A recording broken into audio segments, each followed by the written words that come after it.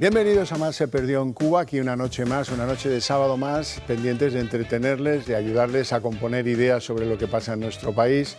Y hoy le quiero dedicar el programa a un paisano que me encontré ayer en la calle y que me contó la historia de un barrio de madrileño que es Fuencarral. ¿Y qué dice este hombre? Pues dice, usted no sabe lo que era Fuencarral cuando yo me fui a vivir allí y lo que es hoy. Es el efecto inmigración, lo que le tiene absolutamente fastidiado. Eso estoy seguro que les pasa en toda España a un montón de vecinos de pueblos, de barrios, que se hacen la misma pregunta. ¿Pero esto qué sentido tiene? ¿Pero esto a dónde vamos por aquí? ¿Pero esto, en fin, que viven en situaciones diarias de relativo peligro, acosados por las ocupaciones, por el trapicheo de drogas en la puerta de lo que fue el colegio donde fueron cuando eran niños, ese tipo de cosas. A ellos les quiero dedicar el programa de hoy y voy a empezar, como siempre, presentándoles a nuestros invitados esta noche. Doña Ana Cuartero, muy buenas noches. Muy buenas noches, Javier. Doña Ana Cuartero es diputada en la Asamblea de Madrid, en nombre de Vox o por Vox, o como se diga en las presentaciones formales. Ya la conoce todo el mundo.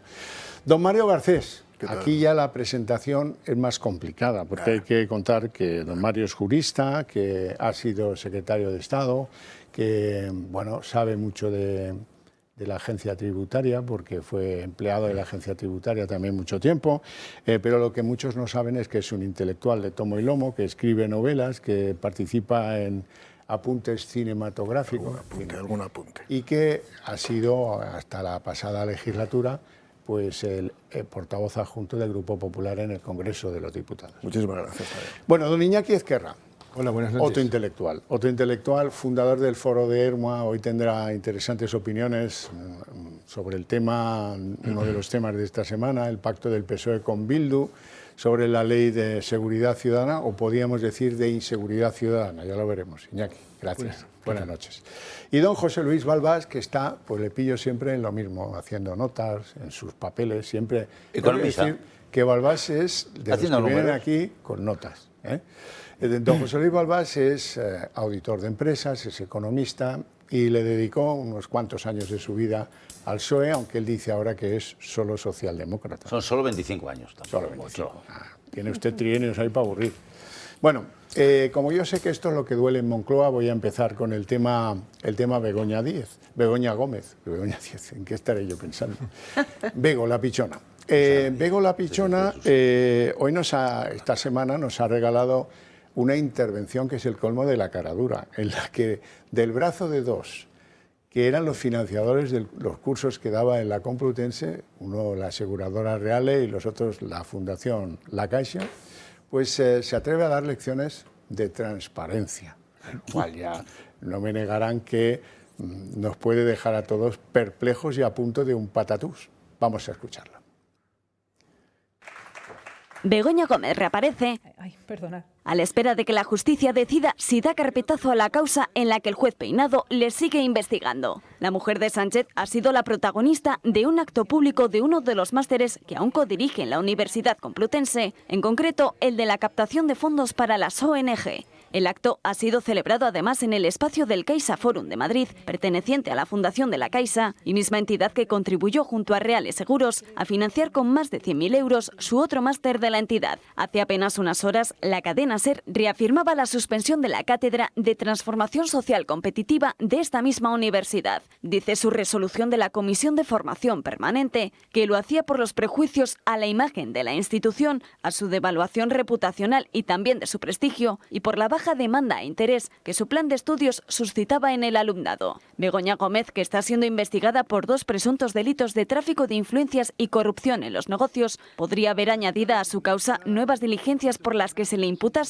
un tercer delito de apropiación indebida, en este caso por haberse adueñado del software empleado precisamente para su máster de TSC. Sánchez, que insiste en proteger a su entorno para que ninguna causa judicial le afecte, ha vuelto a echar mano de la abogacía del Estado para que, salvo que una autoridad lo permita, nadie pueda tener acceso a los documentos que el socio de su esposa, Carlos Barrabés, entregó para optar a un contrato de más de 10 millones de euros del organismo público de Red.es, y cuyo concurso, el de Barrabés, fue avalado por carta por su mujer. Bueno, pero hay que tratar el tema Begoña Gómez con la lupa bien gruesa, dispuesta a recoger perfiles. Quiero que la oigan hablar, quiero que la oigan leer, quiero que calibren ustedes si puede ser la directora de unas cátedras de la universidad pública más importante que hay en España, la Complutense, donde creo que están a punto. Saben que la Complutense tiene un escudo muy peculiar, con una especie de cisne, no sé si es exactamente un cisne o no soy un experto en aves, pero es un recuerdo al cardenal Cisneros, ese cisne, ¿verdad?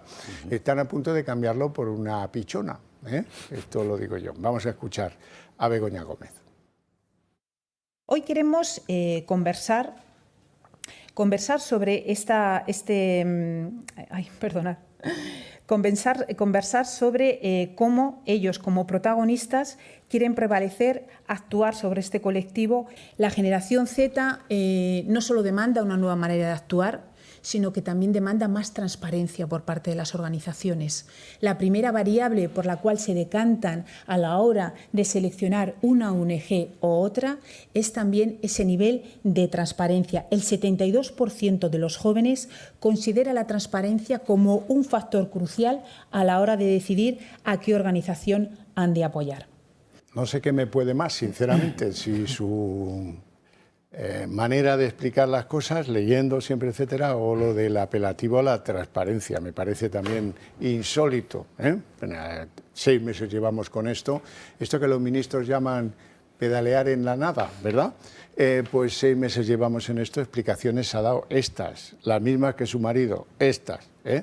Pero bueno, ahí estamos. Esta señora, con esa manera de producirse en público, pues yo creo que está bastante incapacitada para la docencia elemental, la de los parvulitos. Pero bueno, a ver qué dicen mis invitados. Doña Ana. Pues mira, aparte, por supuesto, de lo que has comentado, de lo evidente, yo lo que sí quiero decir, comunicar a toda la audiencia para que lo sepa, es que nosotros seguimos haciendo uso de todas las herramientas que tenemos para esclarecer este asunto. Y lo primero es que el miércoles sino el que viene, vamos a llevar a la Comisión de Hacienda de la Asamblea de Madrid la solicitud de que la Cámara de Cuentas fiscalice todos los contratos hechos por esta cátedra. Ya sabéis que todas estas cosas siempre van de la mano unas con las otras, por lo tanto creo que merece la pena que todos los contratos realizados por esta cátedra sean fiscalizados por la Cámara de Cuentas, que tiene competencia para ello. Así que, bueno, vamos a ver cómo se posicionan el resto de los partidos. Ya sabéis que nosotros somos un grupo minoritario y, por tanto, necesitaremos el apoyo del Partido Popular para que esto salga adelante. Veremos a ver si están dispuestos a dárnoslo y a ver qué vota el Partido Socialista. Y luego, me hace gracia eso ya esta se lo puedo decir yo ahora, ¿eh? Lo que vota el Partido Socialista. Yo lo intuyo. Y luego esta mañana, precisamente hablando con gente que es experta en estos temas de contratación, ante la declaración de Sánchez de que es secretas determinada información, bueno, este tema ya está resuelto, ¿no? En una sentencia del Tribunal de Recursos Contractuales aclara la diferencia entre la transparencia y el respeto a la confidencialidad, ¿no? Entonces, bueno, que el presidente del Gobierno sepa que este está perfectamente claro y que él no puede declarar secretos unos datos que son necesarios y que administrativamente no están sujetos a ningún tipo de secreto ni posibilidad de hacerlo. Así que, bueno, nosotros seguiremos avanzando implacables, le guste o no le guste al presidente y a la pichona. Después de haber declarado secretos el número de veces que usó el Falcon la señora presidenta, pues cualquier cosa puede pasar. Mario. Bueno, hay una diferencia entre el pícaro y el pichón, hay una diferencia entre la pícara y la pichona. El pícaro es un ser tradicionalmente literario, pero también de la vida real en España, que se ha beneficiado de su astucia, de su inteligencia, habitualmente partiendo de un sustrato socioeconómico menor para ascender en la escala social. Eso es el pícaro. Luego está el pichón. El pichón es una persona no inteligente, no astuta, que simplemente al abrigo de una relación personal o familiar se beneficia de esa relación personal o familiar. Picotea. Por lo tanto, Begoña Gómez es un caso claro de pichona, como dice su propio marido, y el pícaro es un personaje completamente diferente. Es evidente que Pedro Sánchez y la pichona, o la pichona y el marido de la pichona, han decidido salir adelante, es una fuga hacia adelante. Desde aquel retiro en el desierto de la Moncloa de 5 días, decidieron que una vez cerradas las posibles vías donde podía haber algún tipo de zona oscura para la investigación, y ahí están las fuerzas políticas que deben evidentemente, y hacéis bien, percutir permanentemente para descubrir la verdad, pues lo cierto y seguro es que decidieron seguir. Y a partir de ahí, pues le da igual exhibirla al lado de Pedro Almodóvar, el gran hombre que decidió hacer aquellas maravillosas películas originales donde era capaz de reírse de violaciones. Lo digo porque aquí lo de la comedia va por partes, ¿eh? En fin, ya algún día hablaremos de Kika y como hubo alguna actriz incluso que renunció a hacer Kika porque había una escena donde se reían de una violación, ¿no? Pero ahí está y sigue ganando premios Pedro Almodóvar, ¿no? ¿Qué ocurre? Yo no estoy en contra de que el marido, la mujer, el hijo de una persona que tiene un reconocimiento público por razón de su cargo, evidentemente trabaje y se desarrolle profesionalmente. Faltaría más. Forma parte de su libertad, de su capacidad, de sus destrezas profesionales. Lo que estoy en contra es del nepotismo, del tráfico de influencias, que personas que de manera notoria, nítida y palmaria, como es este caso, carecen de los más mínimos fundamentos intelectuales, carecen de titulación académica, forman parte de ese grueso social muy vinculado a la política tradicional española, no solamente el Partido Socialista Obrero Español, en el que todo el mundo va creciendo en torno a personajes que ocupan una determinada posición política. Ojo, a mí el tráfico de influencias me parece tan malo en un sitio como en otro, que quede claro. Yo en eso no soy sectario. No me voy a poner una posición gregaria, los míos, no. Es que en el Partido Popular ha habido casos de tráfico de influencias insostenibles. Insostenibles y los hay. Algunos absolutamente lamentables. Por lo tanto, cuidado porque no quiero jugar a la hipocresía esta habitual del gregarismo fanático de no, ellos sí no. Pero es que en este caso es la mujer del presidente del gobierno y además con una ostentación y una chulería, desde luego a prueba de bombas, ¿no? A partir de aquí, como secretario de Estado de Servicios Sociales que fue, yo es que no entiendo el contenido de ese máster. ¿Qué máster en captación de recursos para ONGs? ¿Qué es eso? Solo hay 2 vías para captar recursos para ONGs, que son la vía de la captación de recursos privados mediante donaciones, ya sean de carácter minifundista, las aportaciones individuales o grandes aportaciones de benefactores en el marco de la responsabilidad social corporativa, o bien lo que es la financiación pública a través de ayudas públicas. La obtención de ayudas públicas hace un régimen de concurrencia y transparencia, por lo tanto no es necesario ningún máster. Ahí estará la Cámara de Cuentas para analizar exactamente qué necesidad hay de que haya alguien con formación para captar esto. Es como si en un contrato yo necesitara un máster para poder obtener un contrato. Tendré que saber de contratos, pero no un máster para obtener contratos. Y en segundo lugar está la financiación privada. Yo no sé, Begoña Gómez, no sé si fue en el Bocho, en Bilbao, en alguna experiencia en la Ría, desde Santurce, que tuvo conocimiento de cómo se podían captar fondos de particulares para determinadas ONGs.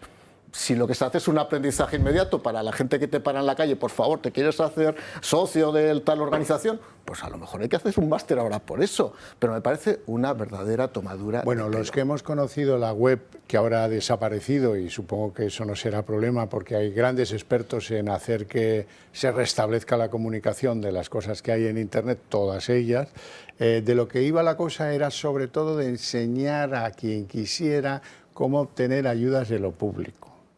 Que claro, siendo la señora del presidente, eso es penalti y expulsión, como dirían en términos de fútbol. Balbás.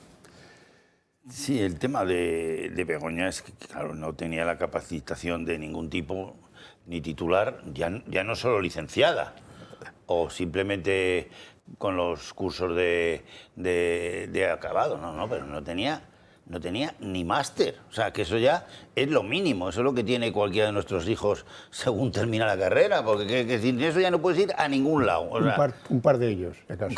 Claro, que eso no tiene ningún sentido que un presidente de gobierno bastante experimentado estratégicamente como es este, por lo menos le da buenas colondras estratégicamente a los demás, esos que se llaman Feijóo, ¿no? Estos... incluso al catalán el pobrecillo de Puigdemont, que le iban a dar amnistía y sigue dando vueltas por ahí y le ha limpiado la presidencia que nunca ganó, ¿sabes? O sea que, entonces, claro, no puedes pretender que estos personajes, anotando otro que es Carlos Barrabés, que era catedrático mundial de la mundial de no sé qué, nada de nada y a la menos cuarto. O sea, es de titulitor de cosas de turismo, un señor que vendía botas de nieve ahí en Huesca y poco más. O sea, al nivel de los catedráticos que hay en Madrid, nada de nada. O sea, eso no pasaría ni de... Llamaba, oye, que lo haga allí en Aragón, en Huesca, pero Madrid era Complutense, pero sí, ¿qué pinta aquí? Pero no sé, nos enseñó cómo se vendían las botas y cómo se ponen de nieve para el pueblo ese, ¿qué le sabes tú cómo se llama el pueblo ese? Benasque. Benasque, para Benasque, los encontraron en Benasque. Pedro Sánchez dice que no le conoce de nada. Pues dice él que estuvo allí en Benasque y lo conoció en Benasque. Barrabés solo esquiaba con Begoña. Ah, solo con Begoña, ya. Pero dice que ha estado 2 reuniones con el presidente de Moncloa. Eso sí que lo dice el propio Lo dice él, y eso, bueno, pues bueno, hay que yo sí que me creo que Sánchez supiera esquiar y Begoña Lo que sí que decimos es que hay 40 millones que han volado por ahí, de subvenciones, de Red.es, pero que pintaba en Red.es, pero si es una cosa súper tecnológica, bien hecha, bien creada ya hace 20 años, y que va a asesorar, verá.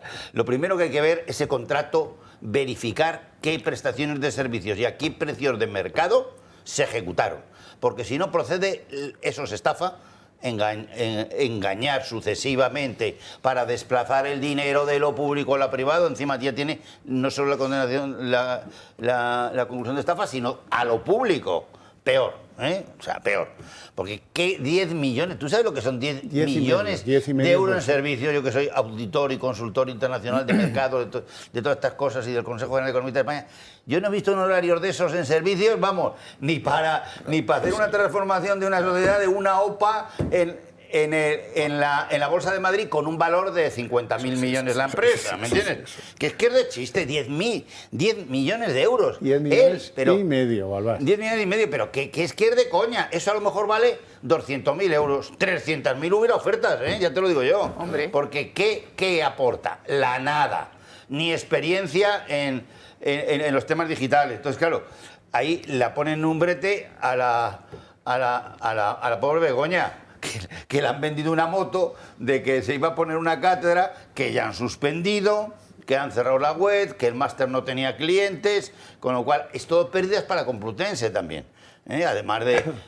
Entonces, claro, esto no sé cómo el presidente de gobierno, que tuvo el desacierto absoluto de pensarse 5 días si dimitía o no, que ya lo había pensado, pero no sé quién le iba a pensar que iba a seguir, vamos, que coño, eso ya estaba pensado. Pero la estrategia como tal fue un desastre absoluto, porque es cuando sale todo este caso de corrupción, que era muy pequeñito, se internacionaliza.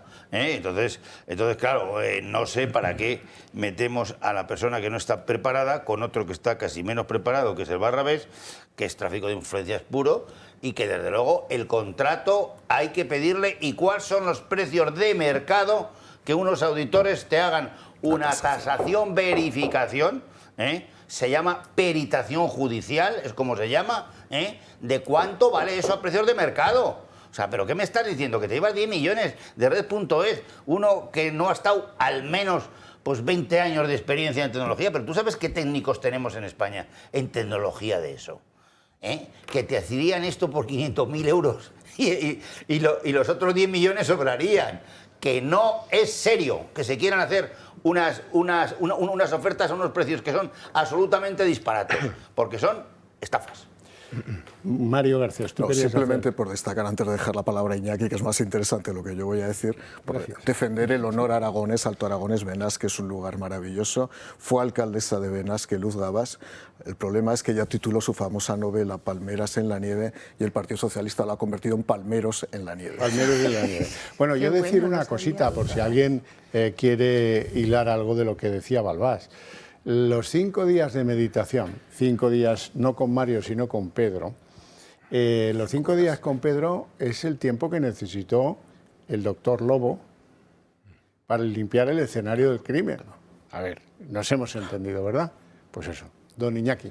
Sí, yo en este tema lo que echo de menos, por ejemplo, es que no se pronuncie la conferencia de rectores de universidades españolas. Por ejemplo, os he hablado de qué va a hacer el PP. Bueno, vamos a ver, qué va a hacer el PP, eso es el plano de la política, pero es que luego está el propio plano académico, es decir, no tiene nada que decir el CREU, la CREU, la Conferencia de Rectores de España. Y luego, por otra parte, ahí estoy hablando de la parte que correspondería al profesorado, pero luego está el alumnado, vamos a ver, o sea, Y esta señora invoca a la generación Z, que está tan pendiente de la transparencia. Vamos a ver, ¿qué pasa en nuestra juventud que no reacciona frente a algo así? Porque les están dando lecciones de ética y lecciones de transparencia. Gente, a ver, está desde esta señora que dirige una cátedra que tiene una brillante trayectoria académica, ¿no? Luego está el doctorado la tesis doctoral de Sánchez. Luego está, o sea, a ver, y estoy con Mario Garcés en que aquí no se trata de señalar a un partido, no, se trata de, vamos a ver, de la tesis de Sánchez se dejó de hablar en su día porque Casado tenía también un currículum académico extraño. Entonces, aquí lo que había es un pacto tácito de que no hablamos de este tema porque yo también tengo los pies de barro. Entonces, pero claro, y están dando lecciones, ya digo, a gente joven a la que se le exige de todo, se le exige no solo acabar carreras, sino hacer másteres, como decía José Luis Balbás. O sea, en fin, se habla mucho de que el gobierno está colonizando las instituciones.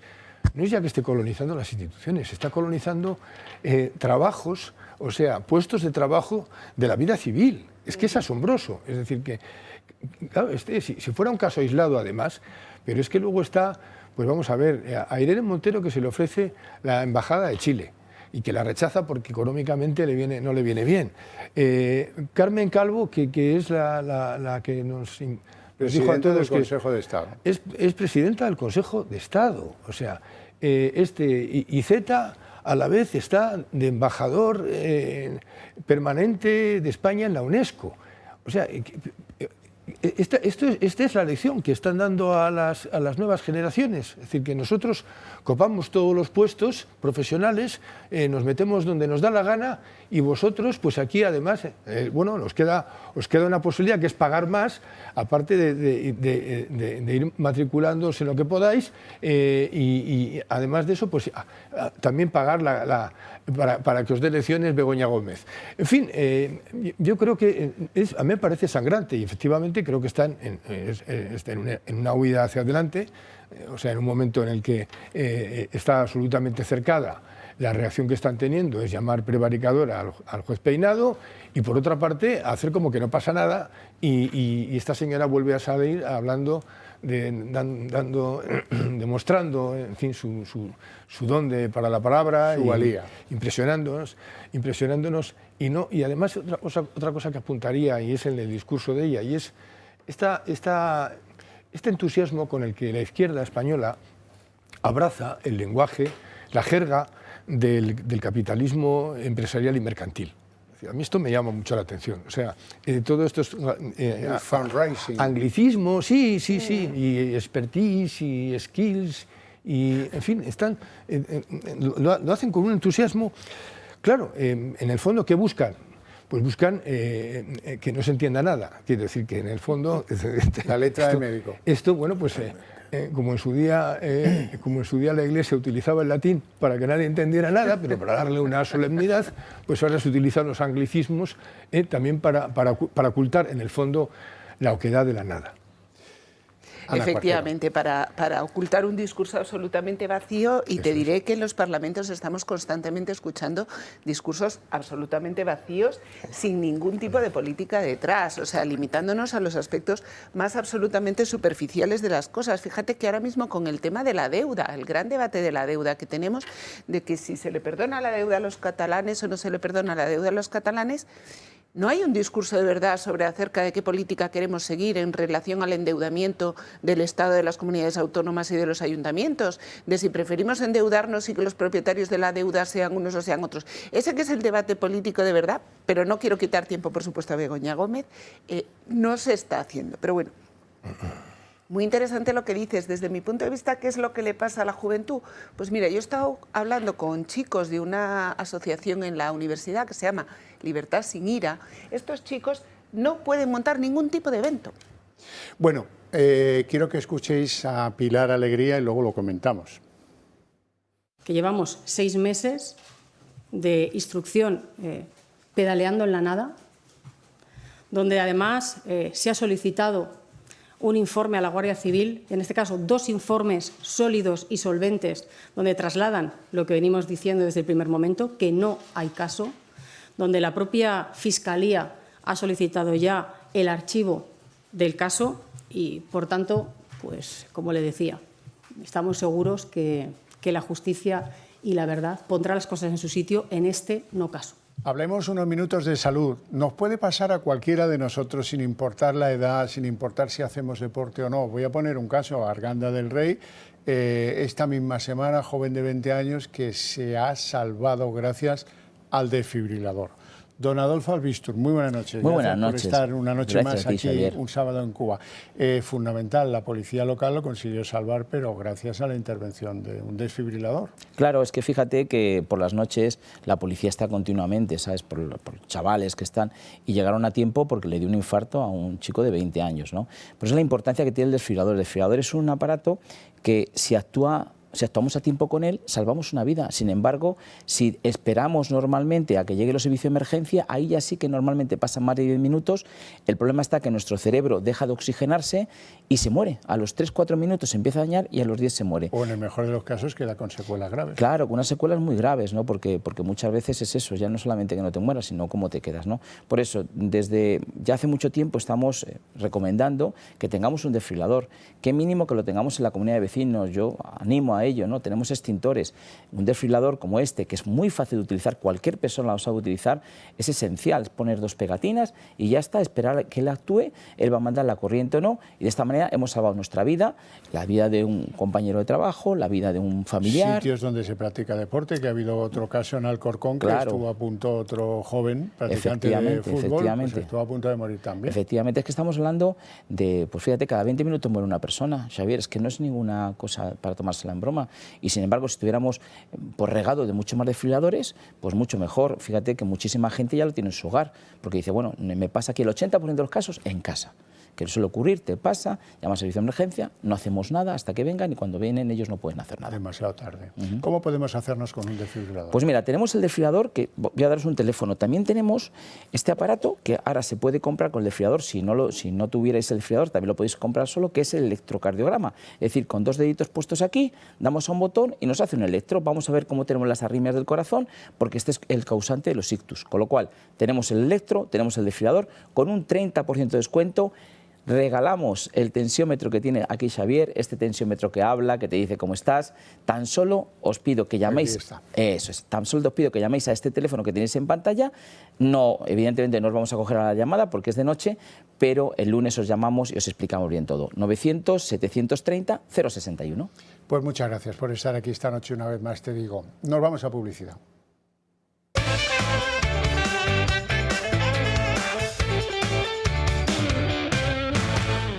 La señora Alegría no está puesta al día, porque es verdad que la Fiscalía solicitó el archivo de la causa, pero se lo denegaron, eso a ella no le llegó en el prontuario, el argumentario, la importancia de los argumentarios. ¿A alguien se le puede ocurrir una expresión tan cursi como pedalear en la nada? ¿Alguien que no sea como Iñaki poeta? No, no. Y cuando oyes a 3 ministros que en 2 o 3 días de la misma semana coinciden en el juez está pedaleando en la nada, pues ya te ríes, porque no cabe otra. Balbás, esta es la versión de una ministra del Gobierno que insiste en que peinado es malo malísimo, que la instrucción está podrida, que en fin, que tal y que cual, pero que no explica nada de lo que en realidad es relevante de la trayectoria en negocios de la señora Gómez. Sí, pero lo que no explica esta ministra es en la intromisión que quieren hacer en la justicia el poder ejecutivo y el poder, si se presta, el poder del Congreso de los Diputados, que se llama legislativo. Es decir, el legislativo y el ejecutivo no son quien para meterse, y mucho menos el gobierno, en un caso particular, el de Begoña Gómez, defendiéndole los 23 ministros que hay, el fiscal que a ver si le echan ya de una vez, porque es impresentable, esto ya ni se le coge la fiscal ni se considera nada, es un títere que hay ahí metido, pero un títere, además que no es cortito, además cortito, se mete en unos líos como el de la Comunidad de Madrid, bueno, eso es que hay que echarlo porque no es fiable. O sea, un Estado tiene que ser la Fiscalía independiente, la justicia independiente. Es un tercer gobierno. Y además, en las normas europeas, el Tratado de Adhesión, el artículo 2, Mario sabe muchísimo de estas cosas, la seguridad jurídica es imprescindible y la independencia judicial en el Tratado de Adhesión. O sea, que es que ni se puede ni queriendo, ni firmen papelitos con Bildu o con la cosa esa de Junts, pero se han quedado solos. Junts, muchos juntos, pero está Puigdemont solo, el pobrecito ya. Y parece que lo de eso no está para pronto asunto, no sabemos en qué.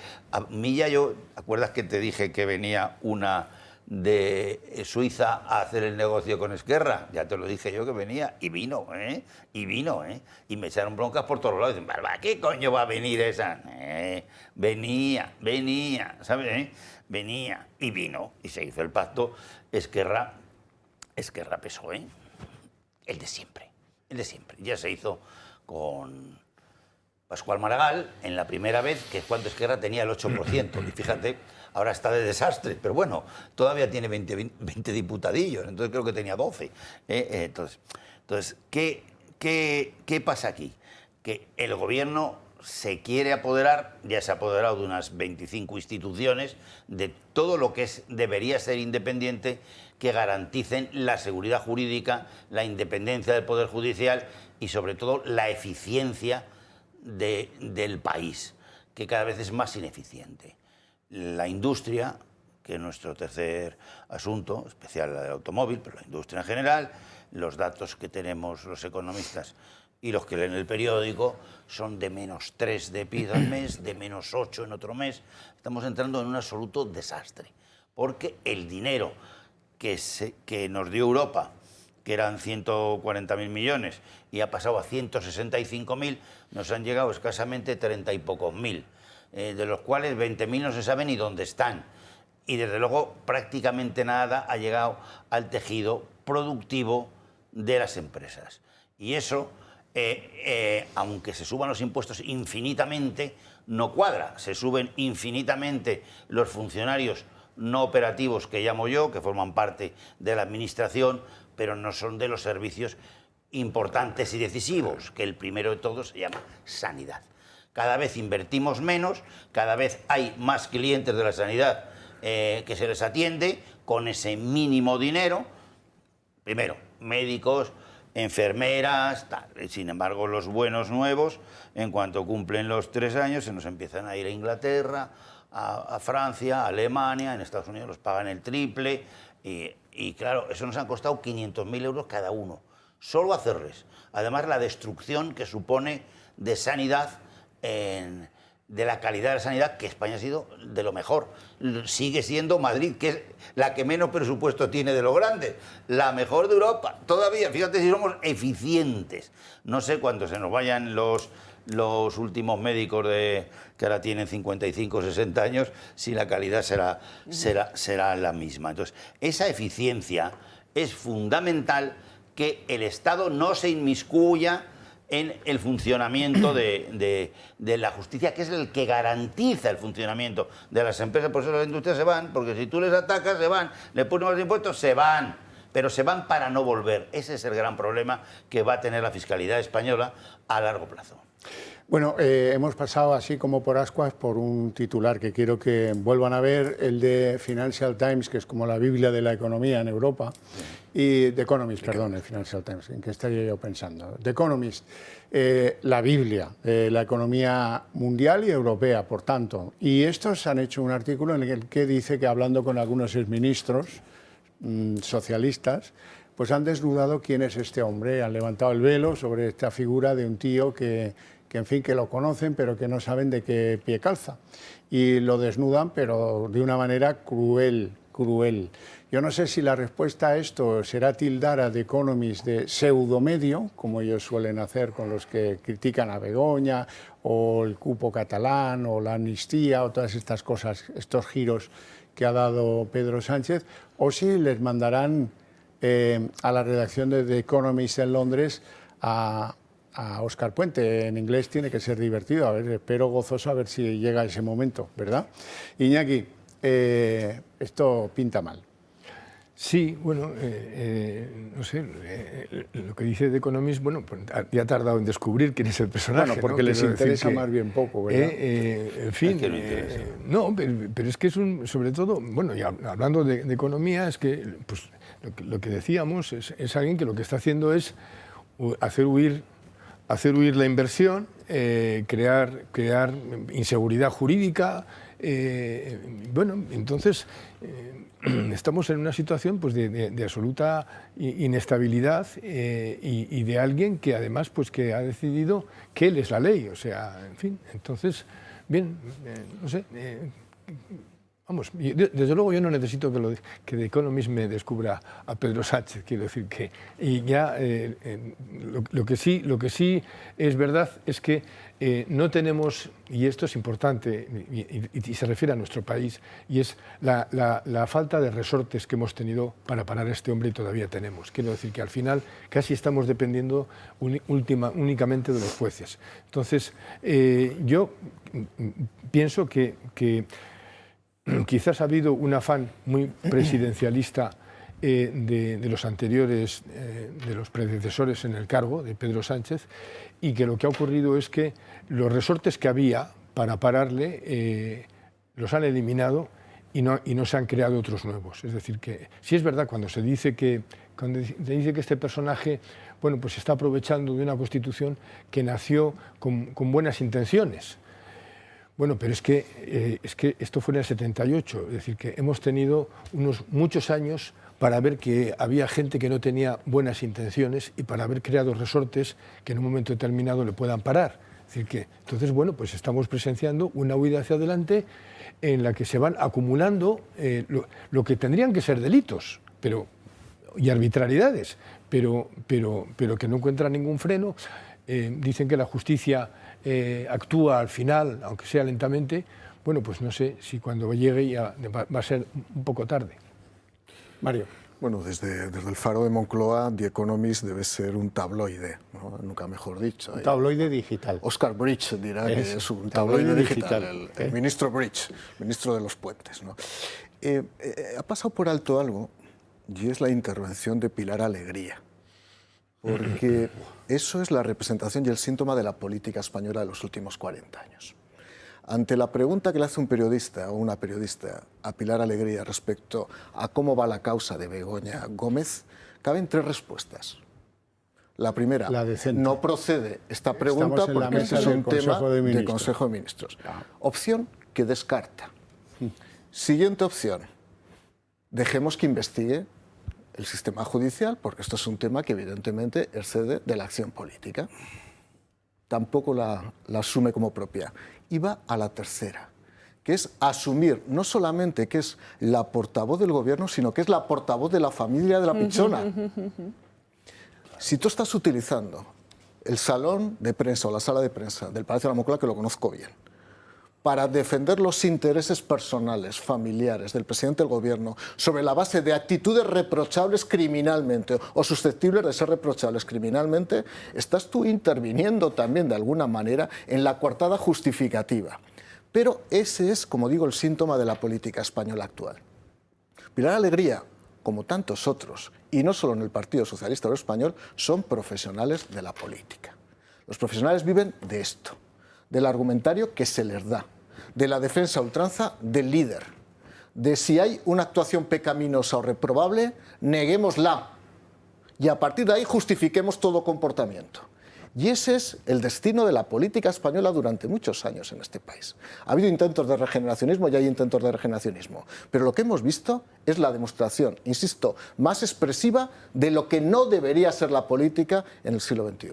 Ana. No puedo estar más de acuerdo contigo, Mario, verdaderamente es así. Y me alegra además que digas la política española y no digas el Partido Socialista, porque este es un mal que aqueja a todos los gobiernos independientemente de su color. Y esta confusión entre los ámbitos en los que se producen cada una de las cosas y los ámbitos en los que deberíamos de pelearla. Yo quiero comentar tanto lo de Pilar Alegría como lo de The Economist. Con respecto a lo de Pilar Alegría, cuando dice esta cursilada de pedalear sobre la nada, que es aproximadamente igual de cursi que esa de no es estético, ¿cómo es? No es ético ni estético, que es que me parece absolutamente deplorable.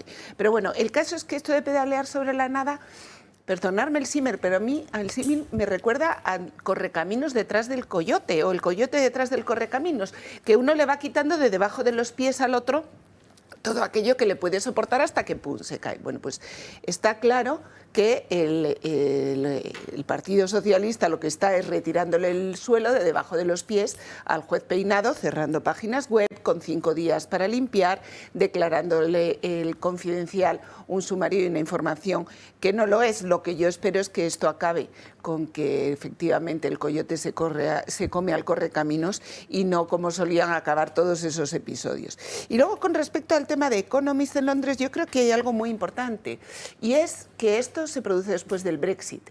Quizá si Inglaterra no hubiera abandonado la Unión Europea, este titular no se hubiera producido nunca. Porque tengamos en cuenta que toda esta maniobra de Sánchez y su internacionalización de este conflicto que le afecta personalmente, él lo ha juntado con esa supuesta directiva de la Unión Europea de que hay que procurar que los medios sean libres, que los medios sean transparentes, ¿no? Por tanto, es probable que bajo ese marco él esté moviendo sus hilos en Europa y que The Economist nunca hubiera podido sacar este titular si no hubieran decidido la libertad y separarse de la Unión Europea. Bueno, vamos a reírnos un poco. Alguien tiene la obligación, cuando llega a un cargo importante como el de Ernest Urtasun, de conocer algo, un poquito, la historia de España, al fin y al cabo, reciente. Y no decir patochadas como la que dijo sobre Miguel Hernández. Ahí lo ven. Bueno, pues que según Urtasun, Miguel Hernández fue asesinado por el franquismo. Ahí debe tener una confusión, a lo mejor se refería a José Antonio Primo de Rivera, pero es verdad que Miguel Hernández estuvo en prisión como miles y miles y miles de españoles en los dos bandos, ¿verdad? Pero lamentablemente murió de tuberculosis. Él debe desconocerlo. Y luego, dejando ya de lado que Urtasun no conozca estas cosas tan elementales, ¿verdad? Ya no le preguntamos, pues, qué sé yo, por las nanas de la cebolla, ¿verdad? No, eso ya sería, eso fue nota. Bueno, ya saben ustedes que tenemos un conflicto diplomático con México, que es de lo más ridículo, pero también es muy ridículo cómo proceden los mexicanos cuando están en su salsa. Van a ver imágenes de la ceremonia sagrada de los pueblos indígenas que tuvo lugar en el Zócalo con la nueva presidenta, esa que ven ahí, Claudia Sheinbaum. Vamos a hacer la ceremonia sagrada de nuestros pueblos indígenas y vamos a levantar nuestras manos con dirección a donde sale el sol, al oriente. Y levantamos nuestras manos. Invocamos a los nahuales, a las deidades y a los demás seres y espíritu divino que habita este lugar. Pedimos vida, iluminación y sabiduría para la presidenta constitucional, doctora Claudia Sheinbaum Pardo. Que, por cierto, es hija de un lituano y de una búlgara. 8 apellidos mexicanos no tiene. No, de verdad que no. Pero la respuesta a esta invocación a las indígenas que vivían en esta tierra, México, etcétera, etcétera, a mí me ha gustado especialmente alguien que ha venido a recordar que antes de la llegada de los españoles a México se comían los unos a los otros. Y es una de las hijas de uno de los pueblos que sufrieron esa crueldad de los aztecas, la etnia prominente en México en esos años, ¿verdad? Es una tepaneca. Y la tepaneca les viene a recordar que, bueno, pues que somos las hijas tepanecas que los aztecas no se pudieron comer. Y no se las pudieron comer porque llegó un tal Hernán Cortés, que hizo algunos acuerdos y pactos con tribus indígenas mexicanas y que consiguió llevar a la excelencia y al progreso la herencia española en relativamente poco tiempo, hasta que en el siglo XVII México era de las principales ciudades del mundo, siendo los mexicanos plano de igualdad con los españoles desde la Constitución de Cádiz, ¿no? Bueno, está bien la cosa. Balbás. Hombre, no solo eso, sino que las tribus que dirige, que los dirige porque pactan con él, es un pacto militar y político, es un pacto normal para una guerra, es una coalición. Le vencen a los aztecas fundamentalmente porque había 8 o 10 tribus tepanecas, zacatecas, tal, sucesivamente, vamos, es infinito. Y estos se comían o mataban a 20.000 princesas al año, o sea, unas barbaridades salvajes, jóvenes y tal. Y este gana, por eso ya conocía el asunto, porque él había pactado con el emperador que había allí o con el rey, y su hermano el que da el golpe, en fin, eso no lo explican, no quieren explicarlo.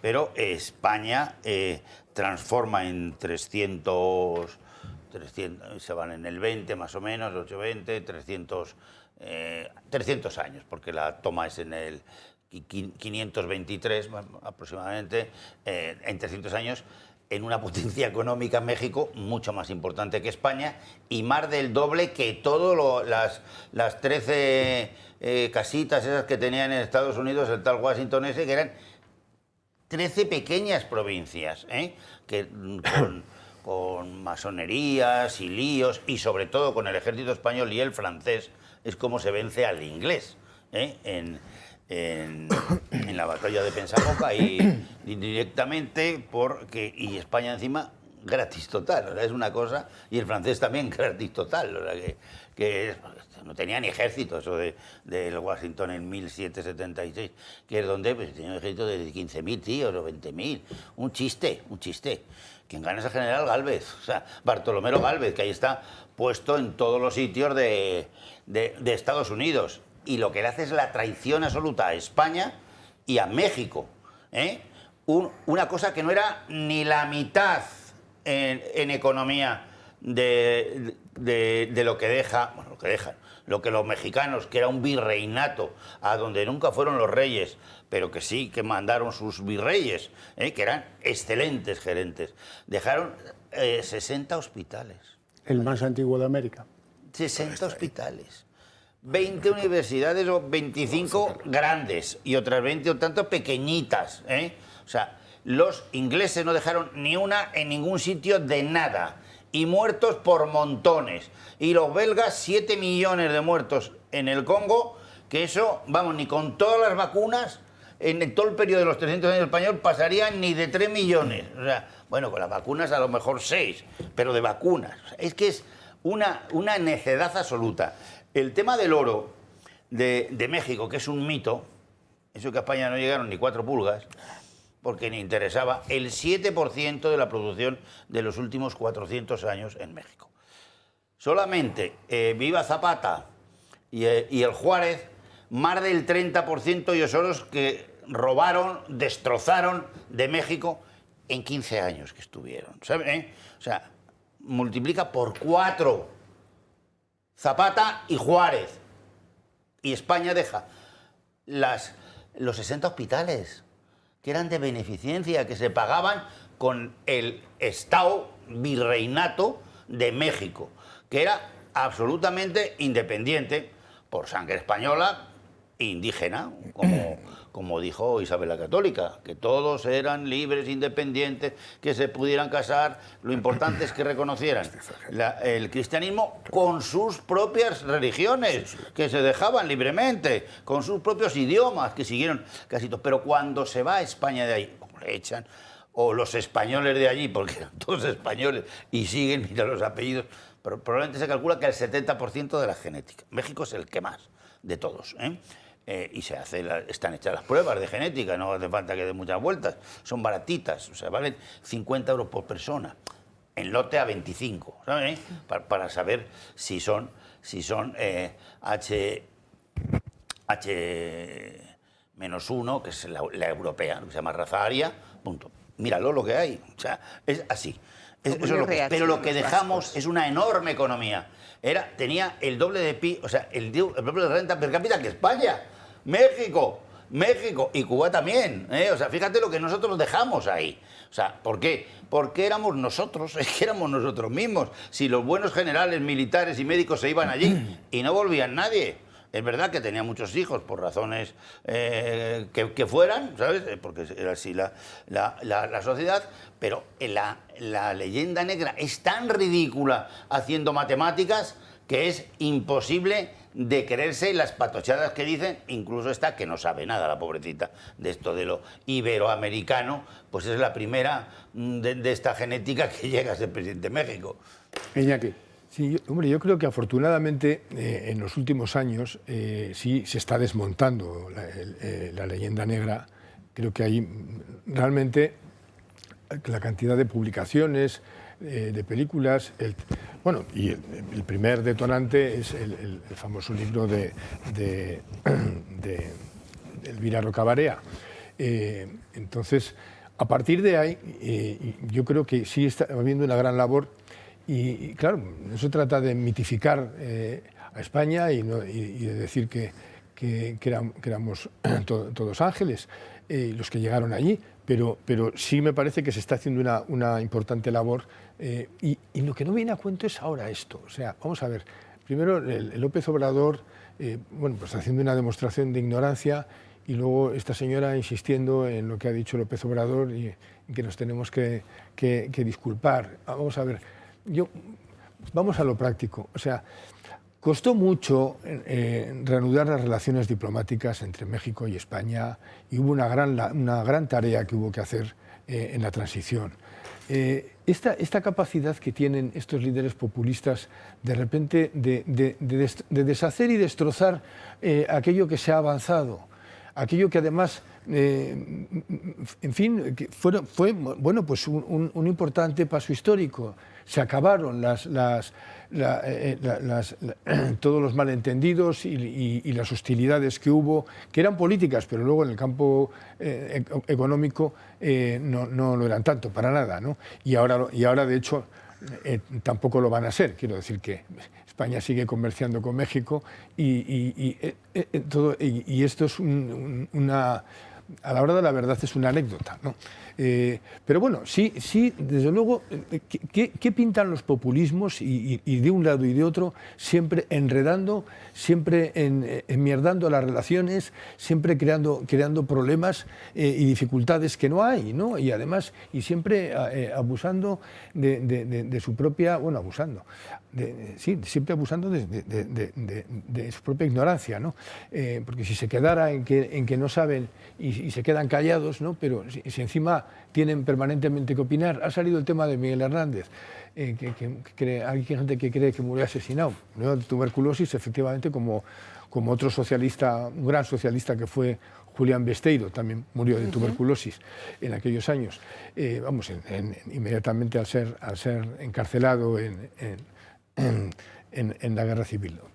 Pero con respecto a la herencia cultural pasa lo mismo, es decir, que hay gente que también cree que Machado fue asesinado, es decir, o porque murió exiliado en Collioure, pues cree que era un rojo que respondía al arquetipo de ateo. Bueno, pues no es así. Las personas que hemos leído a Machado y conocemos su obra sabemos que toda la poesía de Machado está llena de invocaciones a Dios, continuamente están desde su autorretrato famoso, quien habla solo espera hablar con Dios un día, en fin, que era, por cierto, era un gran devoto de la poesía de Santa Teresa. Hay poemas suyos, el de Anoche cuando dormía soñé bendita ilusión, que reproduce las vías místicas, todo el proceso. vamos a ver que es que se está haciendo una lectura absurda, superficial, de gente que no sabe nada. En el caso de Miguel Hernández hay momentos en que duda si él es fascista, por cierto. Y luego, aparte de todo, tenía una gran amistad con Ramón Sigé, que era falangista, y tiene una elegía que todos conocemos.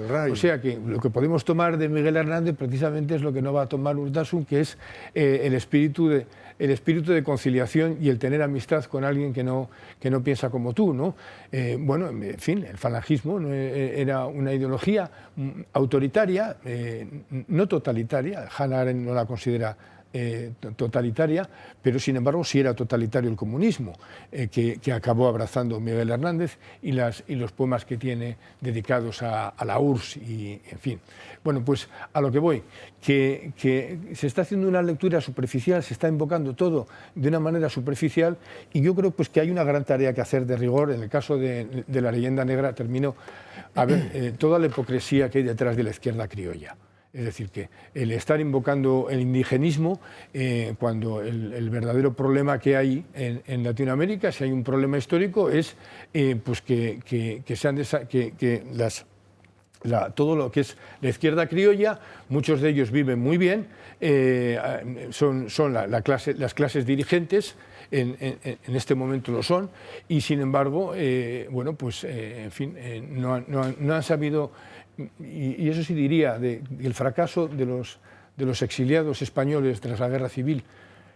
No supieron llevar a Latinoamérica las clases medias y el progreso económico que nosotros sí tuvimos, a pesar de tener una dictadura. Mario Garcés. Bueno. Solo hay una cosa peor a un hispanófobo mexicano, y es un hispanófobo español. Claro. Urtasun es un hispanófobo español. Es el rayo de los tontos que no cesa. Aquí glosando a Miguel Hernández. Yo un día, si tengo ocasión, le contaré incluso cuáles eran las vivencias de Miguel Hernández en La Unión, en Cartagena, en Cabo de Palos. Yo he llegado a dormir en la habitación donde dormía Miguel Hernández en Cabo de Palos, y donde conoció, por cierto, a Federico García Lorca. Varios veranos los pasé ahí, por cierto, invitado por la familia Trillo Figueroa, que era donde tenían ellos la casa. A partir de ahí, cuando Isabel la Católica da instrucciones a Cristóbal Colón para que conquiste, lo hace bajo determinadas condiciones. Primero, asegurar un trato humanitario a los indígenas que sean descubiertos. En segundo lugar, promover el mestizaje, evidentemente por la vía de que con esos matrimonios se evangelizaba y se extendía la cristiandad, como no podía ser de otra manera. Cuando Isabel la Católica, no solamente en vida, sino en su testamento, pero antes, tiene conocimiento de que se han producido abusos, porque hubo abusos en algunos casos, claro que los hubo, claro, puntuales, claro que los hubo, que hubo violaciones, claro que las hubo, en algún caso puntual, llama inmediatamente a Cristóbal Colón y le amenaza con retirarle los fondos para poder emprender sus siguientes aventuras. Es más, el origen del derecho humanitario internacional está en Salamanca, con Francisco de Victoria, precisamente para intentar evitar que hubiera abusos a los indígenas americanos. Y lo promueven los reyes católicos. Y lo promueve después Carlos I. Esa es la realidad. Por lo tanto, ¿que hubo problemas? Pues claro que hubo problemas. ¿Cómo no va a haber problemas en el siglo XVI, en el siglo XV y en el siglo XVI? Pues claro que los tenía que haber, pero de manera general no era así. Hablabas, Balbás, hemos visto la imagen del Zócalo, que es una imagen realmente curiosa. Para Sienbaum, que ojalá no se escuchara, los primeros judíos que llegan a América van con los españoles, que eran los judíos conversos. Son los primeros judíos, lo digo porque ella es judía. Ella tiene, yo creo que de mexicana, lo que yo tengo de colombiano, me parece, sí, nada. Porque ella es judía, efectivamente, de padres. Ella es una askenazi, judía askenazi, que viene directamente de exactamente Lituania, Bulgaria, o no sé, de unos países, desde luego, del este. A partir de ahí, efectivamente, desde el Zócalo, a menos de 1 kilómetro del Zócalo, está el primer hospital construido en América en tiempos de los españoles, que se puede visitar ahora todavía. Y eso, quiero decir que te lo reconocen parte de los mexicanos. Otros mexicanos ya lo esconden, pero consideran que es una historia San Juan absolutamente. Y dominicos. Sienbaum debería ser muy discreta y debería ser muy prudente a la hora de hacer declaraciones. El problema es que tiene un antecesor que es tonto que se llama López Obrador, que como sus propios apellidos indican, tiene una procedencia india, indígena absoluta. López y Obrador. Por cierto, su abuelo era de Ampuero, de Cantabria, y su bisabuelo era guardia civil procedente de Mallorca. López Obrador, eres tonto. Eres tonto. Te tenías que llamar López Obrador tonto. Año 1900, ¿eh? Esta es la Bueno, realidad. vamos a hacer una pausa de publicidad, volvemos en apenas 2 minutos. 1900.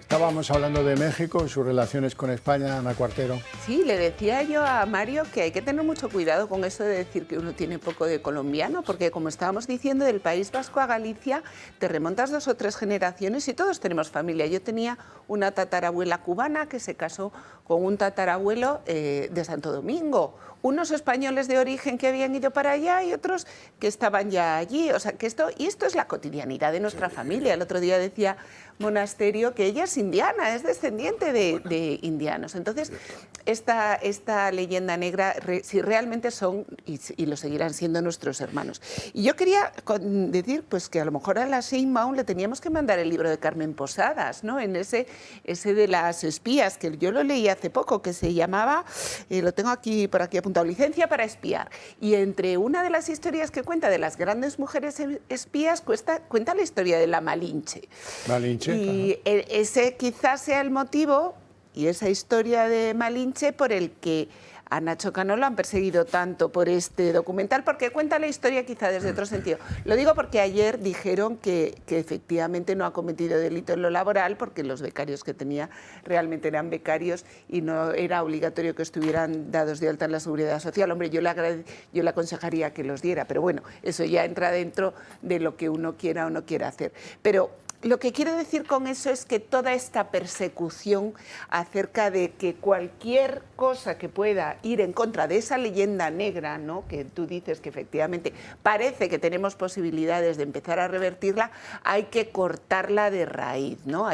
Bueno, fijaros que Germán Tertsch ahora mismo ha sido separado por un acuerdo entre el Partido Popular, el Partido Socialista en Europa, ha querido ser separado de la presidencia de la Comisión de Eurolat, de la vicepresidencia, que por ley DONT le correspondía, cuando lleva tanto tiempo haciendo ese trabajo incansable en el Foro de Madrid, en todo el trabajo que están haciendo por esa lucha por la iberosfera. Una cosa, Ana, simplemente por tirar un poco el mapa hasta Aragón y reivindicar un poco Aragón, Puebla fue fundado por un dominico aragonés que fue Fray Julián Garcés.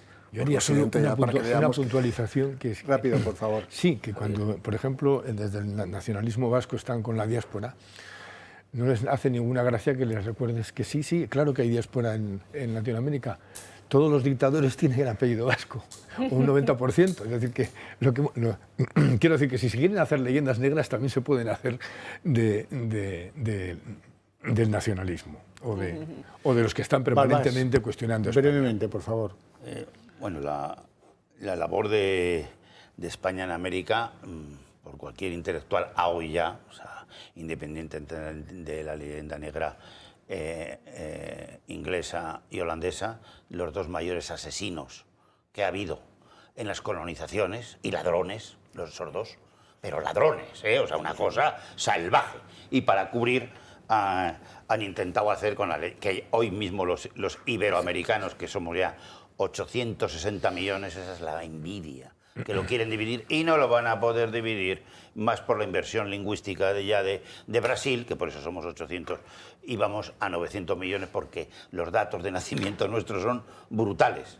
España de eso es el 4%, algo menos ya. O sea, nosotros ya no es que estemos ahí. Entonces, el gran error de México es que la masonería norteamericana en 1848 destroza el país, robándoles con corrupción pura de los negocios, Texas el oro y California, o sea, Texas el oro petrolero y California el oro físico.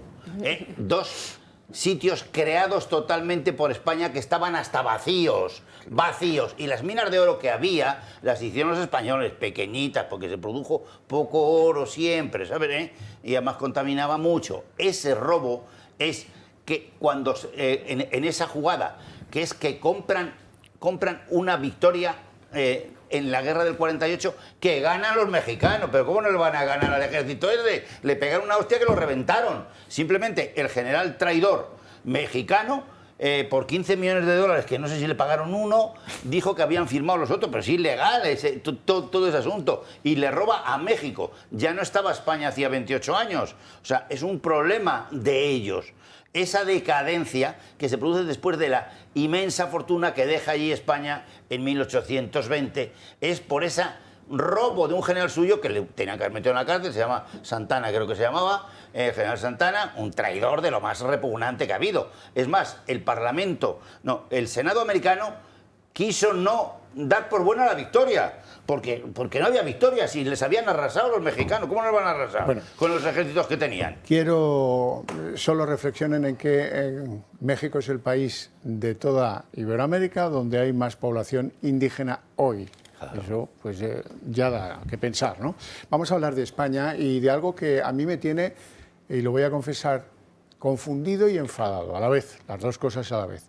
Y es, no sé por qué la clase política tiene este sentido de superioridad sobre el conjunto de la sociedad que quiere dictar nuestras normas de comportamiento. Hasta ahora, la jornada laboral pues era algo que venía derivada de una serie de acuerdos que dependían de cada sector entre empresarios y sindicatos. Bueno, estamos en el convencimiento de que trabajamos 40 horas. En realidad trabajamos 36,2, no 40. Pero bueno, oye, pues bien va, ¿no? Con algunas, depende de a qué actividad te dediques, pues esto puede ser más llevadero, menos llevadero, depende de en qué empresa trabajes, pues eso puede ser, se puede conciliar la vida laboral de una manera o de otra. Eso dejémoslo a los españoles y a sus relaciones entre los que trabajan para y aquellos que tienen empleados para producir según qué cosas. Y ya, así ha funcionado y así seguirá funcionando, porque todos estos intentos artificiales de que la vida política se mete en nuestra intimidad y decide guiarla y ordenarla es patético. La señora Yolanda Díaz, vicepresidenta del Gobierno y ministra de Trabajo, está empecinada en conseguir una victoria política, algo con lo que presentarse a las elecciones cuando sean o de donde sean. Y por eso un día sus cabezas de huevos en el ministerio dicen: Yolanda, vas a defender la reducción de jornada, que los trabajadores van a estar de acuerdo todos en ello. 37 horas y media propone la señora Yolanda. La señora Yolanda lleva eso a los empresarios le dicen que eso manda a hacer puñetas un montón de pequeñas empresas en España y que no es asumible y que por lo tanto no están de acuerdo. Como hace siempre la señora Yolanda, hace 2 o 3 declaraciones diciendo que esto, claro, el consenso, que ya va a procurar el consenso, y al final, cuando se harta, empieza a decir que lo va a imponer con los sindicatos de aliados. Eso lo ha hecho en 3 o 4 de estas batallas, por diferentes causas. Lo que es absolutamente que me deja patidifuso es que el PP entre en eso, que el PP lleve al Congreso una ley de conciliación propia, con algunos detalles que demuestran que no sé qué quiere hacerse perdonar el Partido Popular, porque luego resulta que va Feijóo a la televisión a contar lo que quiere y hace soberanamente el ridículo, demostrando que la aritmética nunca fue lo suyo. Vamos a escucharle. Nosotros estamos abiertos a que la economía española mantenga la productividad de los mejores países de la Unión Europea y, si es posible, trabajando menos días a la semana, tengamos la misma productividad que si trabajamos los mismos. Eso sí, ¿cómo lo podemos hacer? Verá usted, ¿podemos trabajar 9 horas, 4 días a la semana? Feijóo, la calculadora. Cuando uno no está por el cálculo mental, tiene que llevar una calculadora siempre en el bolsillo. Vamos a ver, dices 9 horas, 4 días a la semana. ¿Y eso te da cuánto? 36 horas a la semana. ¿Quieres una reducción de jornada mayor que la que propone Yolanda Díaz? Pero hombre, echa a los asesores, tío. Echa a los asesores. Claro, problemas con Ayuso, luego lo reforman, lo reformulan, que esto ha sido un desastre. Vamos a decir ahora 9 horas y media. Entonces, pues 38 horas. Pues esto ya es más tolerable, ¿verdad? Rectificaciones y al final una ley, porque el PP se apunta a esto, a dirigirnos en nuestra intimidad, en las horas que trabajamos, todos los que tenemos que trabajar por cuenta ajena, ¿verdad? Bueno, ¿de qué le ha servido esto al Partido Popular? Pues que, flor de mayo, ahí está Errejón diciendo que ahora sí que el PP está en donde debe estar, que luego los apuñalará, pero vamos, de aquí a 8 días. Vamos a escuchar a Errejón. Obviamente todavía no lo he podido leer, pero voy a decir una cosa, lo vamos a leer y lo vamos a leer con todo detalle y con todo cuidado. A mí me parece una buena noticia que el Partido Popular haya aceptado discutir de la agenda social. Me parece que eso es bueno. Me parece que el Partido Popular lleva más de un año pregonando que nuestro país y nuestra democracia se rompían y estaban en peligro, y que llevaba más de un año intentando una labor, digamos, de envilecimiento del clima político, discutiendo de que si la amnistía se acababa con España, de que si Venezuela, y creo que empieza a hablar de las cuestiones que tienen que ver con la vida de los españoles. Y a mí me parece que eso es una buena noticia. Les prometo que si a mí me elogia Errejón en público, me hago un exorcismo. Pero bueno, sí, Ana Cuartero. Yo creo que es lo mismo. Yo creo que si me elogia en público, dejo el acta. Mira, yo creo que esto es una muestra inequívoca de que el Partido Popular quiere dar por cerrados determinados debates. Uno es el tema de Bildu, que hablaremos después, y de la posibilidad de que sea Bildu el que intervenga en esa ley de seguridad ciudadana. Y otra, y la más importante y más inminente, es que no quiere seguir hablando del tema del cupo catalán. Están esta semana todos sus presidentes autonómicos yendo a ver a Sánchez y han jurado y perjurado que le van a decir que no a Sánchez. Bueno, pues yo te digo que cuando el Partido Popular pretende desviar la atención hacia un debate tan ridículo como lo que tú has señalado, en el que Feijóo lo que dice es ir a una jornada laboral de 36 horas, cuando se dicen liberales que lo que tienen que hacer es dejar que cada empleado con su patrón acuerde la jornada de trabajo, acuerde las medidas de conciliación, y si no es así, que hagan caso a las medidas de conciliación a las que sistemáticamente han votado que no, que nosotros les hemos propuesto, que han hecho, vamos, pero vergonzosamente, como por ejemplo el que las ayudas a la maternidad sean solo a las madres de menos de 35 años, cuando ya no tiene hijos nadie antes de los 35 años. Con lo cual, esto es un síntoma inequívoco de que Feijóo quiere dar un paso adelante, dar carpetazo a todos los problemas que tenemos ahora mismo, dar carpetazo al Consejo General del Poder Judicial, dar carpetazo a Begoña Gómez y dar carpetazo al cupo catalán y a la negociación con Bildu de un partido que ellos mismos se negaron a legalizar. Mario. Bueno, yo expreso mi opinión. Cuando surgen las relaciones personales también en el ámbito laboral, los liberales, evidentemente lo que pensamos es que eso está a expensas de la libertad de pactos, de la libertad de acuerdos. Es cierto que al final del siglo XIX y del siglo XX surge un derecho del trabajo para evitar la explotación de los trabajadores, como se producía durante la primera revolución industrial y la segunda revolución industrial. Con el paso del tiempo, el régimen del derecho del trabajo ha evolucionado con el objetivo fundamentalmente de equilibrar las relaciones entre el empleador y el empleado, garantizando un entorno donde se pueda desarrollar el clima empresarial para poder desarrollar una actividad en el mercado y generar empleo o generar riqueza.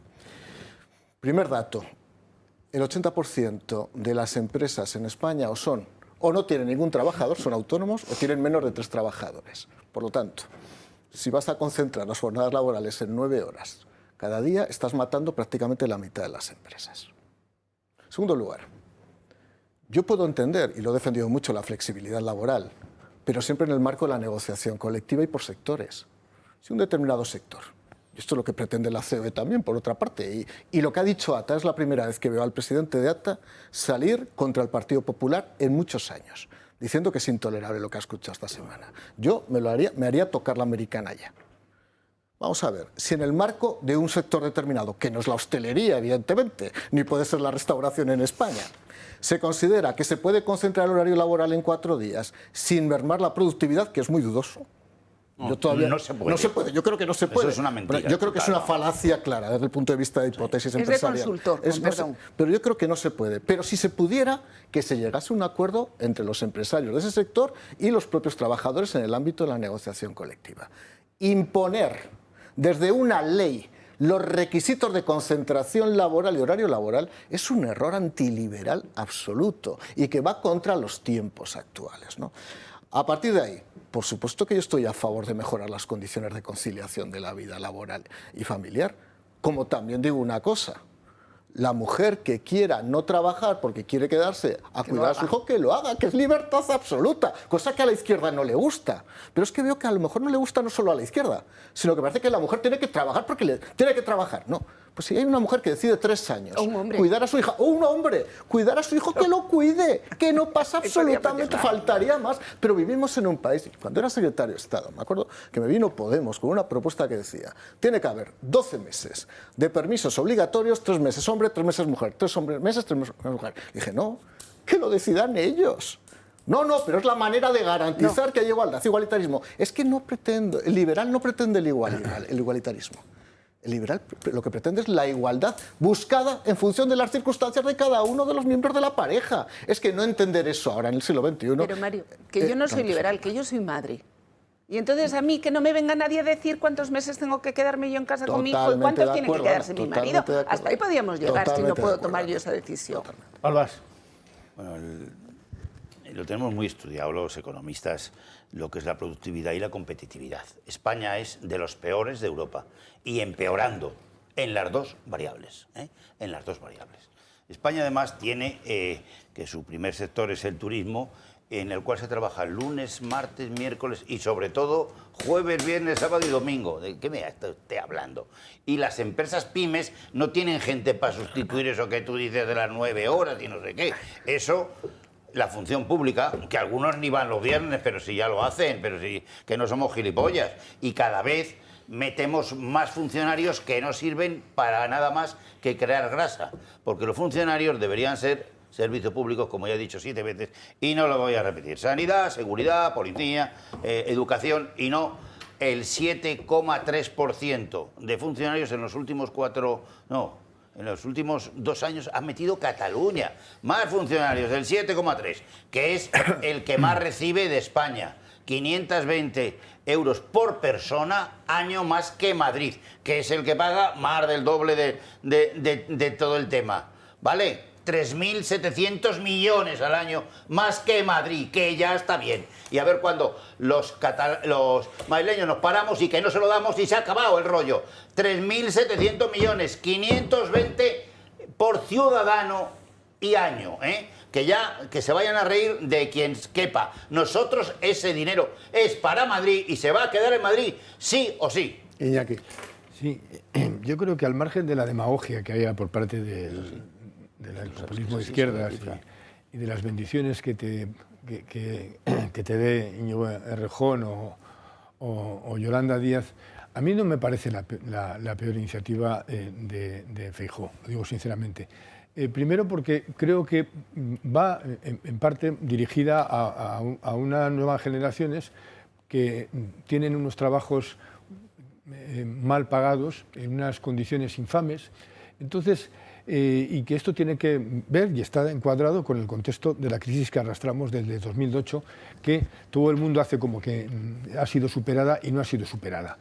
Entonces, en ese contexto, que a una persona joven a la que realmente se le hace trabajar muchísimo, muchas horas, a la que se le paga muy mal, que se aligere, se le dé un pelín de satisfacción en su vida, mejorando su calidad de vida, disminuyendo las horas de trabajo, no me parece una iniciativa a criticar de esa manera. Otra cosa es que luego, pues, ya digo que Errejón y Yolanda Díaz y todos los demás pues hagan su demagogia con ese tema. Pero visto objetivamente y pensando, ya digo, en esas generaciones que no tienen ni capacidad para tener una vivienda, ni para tener hijos, con sueldos mal pagados, con condiciones, ya digo, infames, en muchos casos, que se aligere, se le dé un aliciente a su calidad de vida en reduciendo las horas laborales, a mí no me parece que es la peor medida que se le ha podido ocurrir apoyar al Partido Popular. Es decir, que sinceramente puede ser discutible. Luego, y también diría, por otra parte, que en el propio mundo laboral ha entrado el teletrabajo. Es decir, que hay parte de ese trabajo que se puede hacer desde casa. Bueno, ha entrado y casi ha salido. Eso parece que no se contempla. Y luego también, y el caso español, donde se han hecho hasta películas de gente que parece que está todo el día metido en la oficina, pero lo que está haciendo es, no se sabe qué, que gente que no, es que vuelvo a las 10 a casa y no se sabe qué ha hecho, y eso no se traduce en productividad. Quiero decir que también hay un mito con respecto a las horas del trabajo. No es que trabajo tanto, bueno, igual trabajas tanto o igual te pasas todo el día, no sé, ligando, tomando cafés o copas. Bueno, cambiamos de asunto. Y cambiamos de asunto porque el otro día Bildu se puso a ganar el rédito del acuerdo, un acuerdo con el PSOE para transformar la ley de Mordaza, como le llama la izquierda radical española, la ley Mordaza, que les dicen los sindicatos policiales que les deja al pie de los caballos en las calles. La ley Mordaza la quieren aliviar, quitando las pelotas de goma en las manifestaciones, quitando las deportaciones en caliente en las fronteras, reduciendo la carga de los delitos de desobediencia y reduciendo pues algunas ventajas que se habían conseguido establecer para, de alguna manera, apoyar el criterio de los agentes en su trabajo, que es difícil en las calles españolas. Bueno, es la línea roja de lo que al PSOE le da igual todo. Lo peor es el precio. ¿Para qué hace el PSOE ese acuerdo que contradice lo dicho por Marlaska 20 veces, por su número 2, 25? ¿Por qué hace eso el PSOE? Porque quiere que Bildu le vote favorablemente la ley Mordaza contra los medios de comunicación, que son los que le están haciendo pupa al señor de la Moncloa. Ese es el bien mayor a proteger, acabar con los críticos en los medios de comunicación. Dijo que nunca lo haría. Pues perdone, pero si estoy diciendo que con Bildu no vamos a pactar, si quieres lo digo 5 veces o 20 durante la entrevista, con Bildu no vamos a pactar. Con Bildu, se lo repito, no vamos a pactar. Pero Sánchez ha vuelto a pactar con Bildu a cambio de evitar una nueva derrota parlamentaria. Habrá una reforma de la Ley de Seguridad Ciudadana, conocida como la Ley Mordaza, norma que para Bildu era completamente lesiva. Ellos dicen que no ha sido a cambio de nada, que no ha habido negociaciones cruzadas. El tiempo a veces ayuda a que se solucionen los problemas. Llevamos mucho tiempo intentándolo, y muchos meses para que la negociación llegase a buen puerto.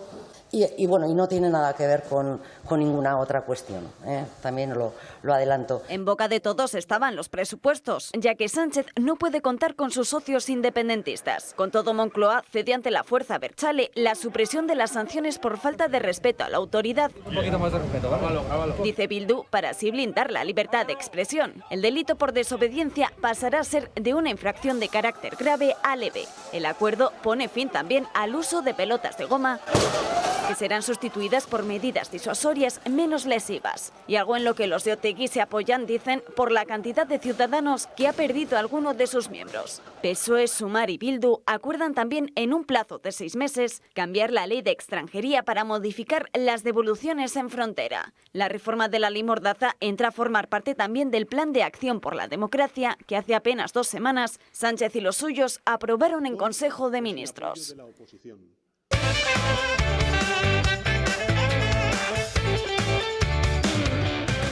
Así que Bildu impone.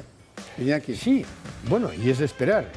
Vamos a ver, yo siempre me preguntaba, cuando el Partido Socialista decide hacer en el gobierno vasco, decide hacer el gobierno con el PNV, ¿no? Y me preguntaba, bueno, ¿y qué va a pasar con Bildu, que ha sacado los votos que ha sacado y que está a empates en escaños en el Parlamento de Vitoria? Claro, el hecho de que en el País Vasco no se hayan producido hasta ahora una situación de conflicto como se está produciendo en Cataluña, cuando es un escenario en cierto modo paralelo, quiero decir que Junts no se conforma con que el Partido Socialista, que el PSC, haga gobierno con Esquerra Republicana. Entonces, ¿cuál es el precio? Pues el precio es cargarse la Ley de Seguridad Ciudadana y, por supuesto, sacar a todos los etarras que hay en la cárcel. Es decir, que ese es el pago que va a tener esta legislatura. Con eso Sánchez se va a comprar la paz de Bildu, es decir, que y se va a ahorrar pues el que le reclamen, que ellos también quieren gobernar. Es decir, que hay gente que cuando se habla de esto dice, no, hombre, es que Bildu está encantado en las instituciones, ¿para qué va a armar lío? No, lo habría armado. Es decir, que, por supuesto, y por supuesto que intentará sacar la mayor ventaja frente a un gobierno tan débil y a un señor que está dispuesto a hacer lo que sea para mantenerse en el poder. Pero el precio va a ser, yo creo que, sobre todo, de sacar a escarcelar a todos los etarras sin que hayan cumplido la condena que tenían que cumplir y además, y sin que hayan dado ninguna muestra de voluntad de reinserción ni de acatar las leyes constitucionales. Y otro de los puntos va a ser el de efectivamente, y ya lo es, el de la Ley de Seguridad Ciudadana, que en resumen, en un momento en el que vemos que hay una voluntad de crispación, intentar rebajar, bueno, pues sabemos lo que ha pasado en los años de la Kale Borroka, sabemos lo gratis que le salía quemar cajeros, en fin, y bueno, y en la medida en que se empezaron a poner multas y en la medida en que se empezó a castigar incluso económicamente al que destrozaba un cajero, pues el cuerpo represor, el Borroka de turno, se lo encontró en su propia casa. Claro, si lo que le venía era una multa que la tenía que pagar sus padres, entonces el cuerpo represor estaba en casa. Bueno, pues esas medidas que se tomaron en su día fueron eficaces y desde luego todo lo que sea, en fin, yo creo que esa es una ley muy adecuada y bueno, y otra cosa es que en un momento determinado alguien cometa una arbitrariedad y alguien se ponga a disparar pelotas de goma contra un grupo de ciudadanos pacífico. Bueno, pero en ese caso tendrá que responder ante ello, por supuesto, que el delegado de gobierno de la comunidad de turno, y tendrá que responder. Aquí el asunto era dar un protagonismo a Bildu, arrodillarse ante Bildu. Sí, claro, que no se usen las pelotas de goma, lo puede hacer el ministro del Interior vía reglamento policial de hoy para mañana. Claro. Ya. Ahora, esta rendición a las imposiciones de Bildu tiene otra significación política. Balbás.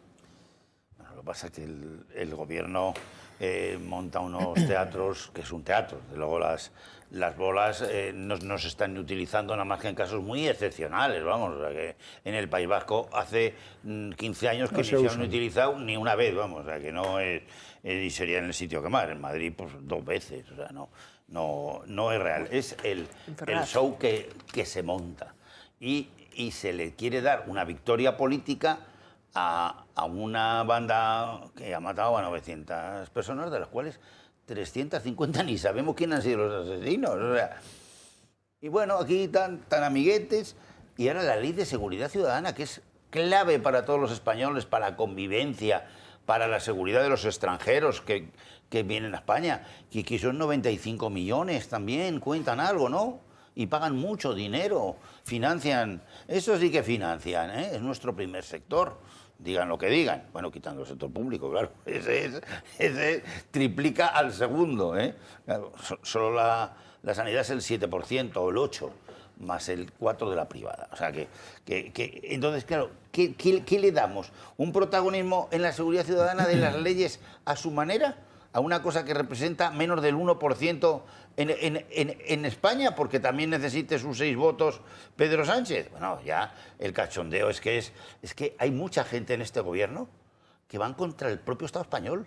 O sea, van contra el funcionamiento del Estado. Ya no solo de la nación española, que la nación española es de todo y otra cosa, no, del Estado, del funcionamiento del Estado, van contra él. O sea, le putean para gastarnos dinero a lo tonto, para gestionar sus rollos, para vender sus motos. Esto es una venta de moto. Y que no se puede. Desde luego, bueno, la pelota, pues, lo decimos y ya está, pero la Ley de Seguridad Ciudadana es intocable. O si es tocable, pues es tocable. PP, PSOE y Pacto Nacional, ¿vale? Lo que tú quieras, pero retocar, y todo el día que está retocando el Código Civil, el Código Penal, a todas las horas. O sea, leyes que en cualquier otro país del mundo han estado 60 años seguidas, sin variación, porque es un pacto de Estado, eso es un pacto de lo que es nuestra convivencia, ¿no? Pues esto que es fundamental, la ley de seguridad ciudadana, y eso pues no es serio que se haga eso, ni que se deje hacer a uno que representa el 1% y que tiene los crímenes que te he dicho, que no lo voy a repetir. Ana Cuartero. Bueno, yo creo que aquí una vez hay que repetir, pero de forma insaciable, que Bildu es ETA. Y que ayer Arnaldo Otegi dijo que por 200 presos que quedaban por sacar a la calle, si había que votar que sí a los presupuestos de Sánchez, se votaban y punto, y no había más que hablar. Con lo cual, Bildu es ETA. Y Sánchez negocia con Bildu, con lo cual negocia con ETA. Y yo, pues bueno, creo que tenemos que recordar cuando el otro día el señor Semper decía que no sabía si cenar con la víctima, que ha sido durante tanto tiempo Santiago Abascal, o si cenar con el que está con el verdugo, que es Pedro Sánchez. Pero es que además tengo que recordaros que yo misma he sido desalojada de Ferraz con gases lacrimógenos, pelotas de goma y todo lo que hiciera falta, porque he ido junto con otros muchos compañeros de Vox a protestar contra la amnistía. Es decir, se va a perdonar que en el País Vasco se utilicen, que estoy segura que hacía mucho que no se utilizaban, aquellos medios que se han utilizado contra los patriotas de Vox que hemos ido a protestar contra la ley de amnistía, mientras el Partido Popular calla, otorga y González Pons charla en el Parlamento Europeo con los representantes de Bildu. Esto es de lo que el Partido Popular no quiere hablar y por lo que trae otros debates que ahora mismo no le importan a nadie. Mario Gazas.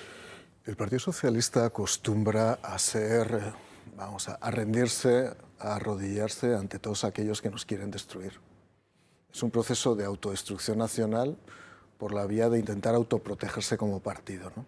Ha habido dos acontecimientos a lo largo de la historia de los últimos 40 años en España que marcan el destino político de España, quitando Cataluña, que merece un capítulo aparte.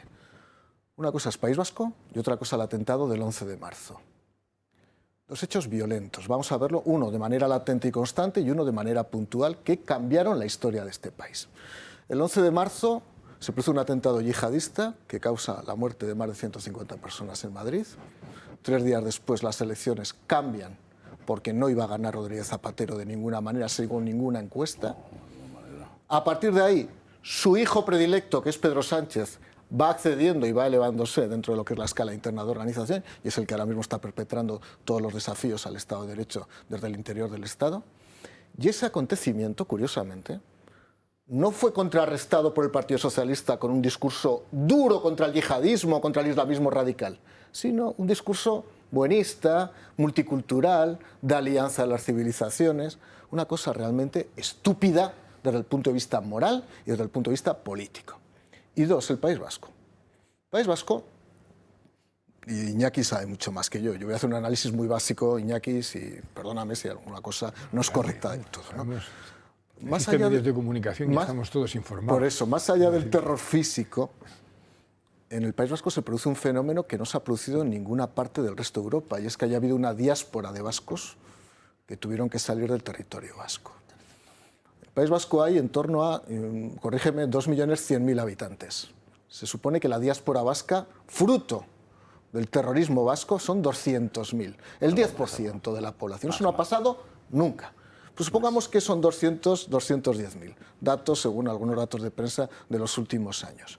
El 10% del censo electoral, la mayoría españolistas conservadores.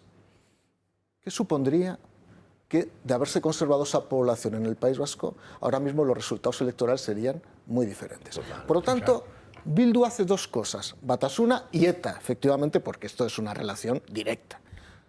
Primero, mata, pero va matando a la sociedad política también. La va descremando, la va haciendo a su semejanza. Una vez que entra con la connivencia del PNV, evidentemente, comienzan a través de las instituciones a generar un estado de opinión educativa que lo que va haciendo es concienciar a una parte de la gente joven vasca de que el nacionalismo es una especie de hegemonía política y que lo demás es una especie de friquismo político antivasco y maqueto. A partir de ahí, ¿por qué Bildu actúa de manera diferente que el nacionalismo catalán? Porque Bildu ha conseguido lo que no consiguió el nacionalismo catalán, echar aparte de ese censo electoral, echar parte de la sociedad vasca y entrar poco a poco ya en todos los ayuntamientos, en las diputaciones, y aspirar, seguramente en muy poco tiempo, ya estuvo a punto hace unos meses, a tener el primer lehendakari vasco independentista. Lo han hecho de manera diferente que el nacionalismo catalán. El nacionalismo catalán lo ha hecho de manera abrupta, emocional. El independentismo vasco lo hace de una manera más estratégica. Ahora, nadie está viendo lo que va a pasar. Cuando Bildu acceda a ser lehendakari, os aseguro que la desconexión se va a plantear desde el primer día y el ejercicio de ruptura va a ser inmediato. Y eso es la gran política española. Y nadie de la política tradicional de este país se está dando cuenta de eso, ni de ese problema, ni de la inmigración en España, ni del modelo español, ni qué queremos ser. Se van al plan de conciliación, a no sé qué, pero ¿podemos alguien pensar desde arriba qué queremos de este país? Que es lo que me desespera realmente. Esa es la gran política. Bueno, clase pequeñita de teoría política. ¿Qué hacemos en un ministerio cuando el que nos mandan es un petardo y mete la pata? Y, por ejemplo, por trasladar la cosa, Isabel Rodríguez, ministra de Vivienda. Que hay algunas autonomías a las que llaman insumisas que no quieren aplicar la ley de vivienda. Les cortaremos la financiación, que es una especie de gamberrada intelectual. La diga la ministra o su porquero, a mí me da igual. La cosa es que ahí empiezan los cabezas de huevos en el ministerio a ver cuál es el momento para que se desdiga. Todo esto es muy bonito y al final, pues claro, tiene que nadar para atrás y llegar a la orilla. Ella cree que a salvo, pero desde luego ha quedado como cagancho en Almagro. Isabel Rodríguez amenazó hace una semana con que el Gobierno reduciría la financiación a las comunidades autónomas que no cumplieran con la ley de vivienda. Yo quiero seguir apoyándolas económicamente, pero también quiero que ellas pongan más presupuesto para esta finalidad. Si ellas no se hacen cargo del cumplimiento de la ley, yo condicionaré la financiación a que efectivamente se esté cumpliendo la ley. Yo no puedo tratar por igual a aquel que está haciendo esfuerzos, que está cumpliendo la ley, de aquel que por atacar al Gobierno se muestra insumiso en el cumplimiento de la ley. Un chantaje de principio a fin, una advertencia con la que la ministra de Vivienda pretendía, o eso creemos, intimidar a todos los dirigentes autonómicos que no son sumisos a sus normas. La ley, que lleva un año desde su aplicación, es todo un fracaso. De hecho, ha conseguido todo lo contrario a lo que buscaba, porque ahora los propietarios prefieren dedicar sus inmuebles a alquileres turísticos, por ejemplo, ya que no cuentan con esta regulación. El equipo de comunicación del Ministerio ha estado días guardando un silencio sepulcral después de estas declaraciones, pensando, analizando cómo salir de la situación en la que la ministra les haya metido. Y tras un tiempo prudencial para que al ciudadano se le olvide y con margen para maniobrar, giro de los acontecimientos, giro de 180 grados. Escuchen. Ofrezco acuerdo, colaboración, recursos y espero de las comunidades autónomas lo mismo. Nueva metedura de pata de Isabel Rodríguez aparentemente resuelta, pero algo ha podido calar en el propio presidente del Gobierno, que al final no hace más que ponerla y quitarla de puestos donde no da la talla. Bien es sabido por todos que la figura de Emiliano García Paje se está volviendo particularmente incómoda para Pedro Sánchez. Por eso, entre sus planes está quitarle de en medio. Para ello, el presidente, según ha contado Key Diario, ha estado moviendo a la exalcaldesa de Puertollano en Ciudad Real, a Isabel Rodríguez, por toda Castilla-La Mancha, para que se la vea y poder quitar a Paje del medio. Pero de momento, son solo eso, planes de futuro. Bueno, y por si queréis conocerlo, lo voy a poner ya para que nadie dude. Escrivá dice que él era el candidato idóneo para ser gobernador. Soy el único que ha sido funcionario del Banco Central Europeo, por supuesto del Banco de España y del Banco Internacional de Pagos de Basilea, las tres referencias fundamentales para nosotros, y ese he sido yo. Y yo creo que también un elemento en mi currículum que es muy importante es haber sido 6 años presidente de la Autoridad Independiente de Responsabilidad Fiscal. Yo creé la AIREF, la puse en marcha desde cero, creando unos estándares de independencia y de objetividad que han sido reconocidos internacionalmente. Y yo creo que el presidente estuvo viendo perfiles de esas características y lo tenía o no. Y el que tenía, yo creo que el perfil probablemente más redondo, permíteme que no sea muy modesto, y lo tenía muy cerca, que era yo. Que no fuera independiente, eso no es relevante. Él creó la AIREF. Y no descubrió América porque no llegó a tiempo, si no hubiera descubierto América. Bueno, lo que queráis, Balbás. Bueno, eso, él se vende como un grandísimo economista cuando es una cosa funcionarial, metida ahí por la cara de vez en cuando, con amiguetes. Primero le emitió el PP, luego le fichó el PSOE, como economista en España ahí, vamos, 20.000 mejor que él, o sea que es un autobombo que se hace ahí en la radio, vamos, lo que es absolutamente impresentable que venga de ministro de la nada, usted ha sido malísimo como ministro, en Seguridad Social, un desastre ha montado, cuando queráis vemos los números contigo. Que es un desastre la Seguridad Social que ha creado, con un déficit de 26.000 millones, que dejaba una cosa espantosa. Y luego se autovende el autobombo, y el autobombo me han puesto, claro, los puestos que decía son todos de dedo, claro. Son todos de dedo funcionarial. O sea, ¿quién te puso en la autoridad fiscal? Mariano Rajoy. ¿No? ¿Quién te puso en la autoridad fiscal? O sea, luego, ¿quién te ha hecho ministro? Pedrito. ¿Quién te ha nombrado aquí? Pedrito. No hay más. O sea, y que no digas que luego cumple un currículum economista de malillo, ya te digo yo, y sin gran experiencia.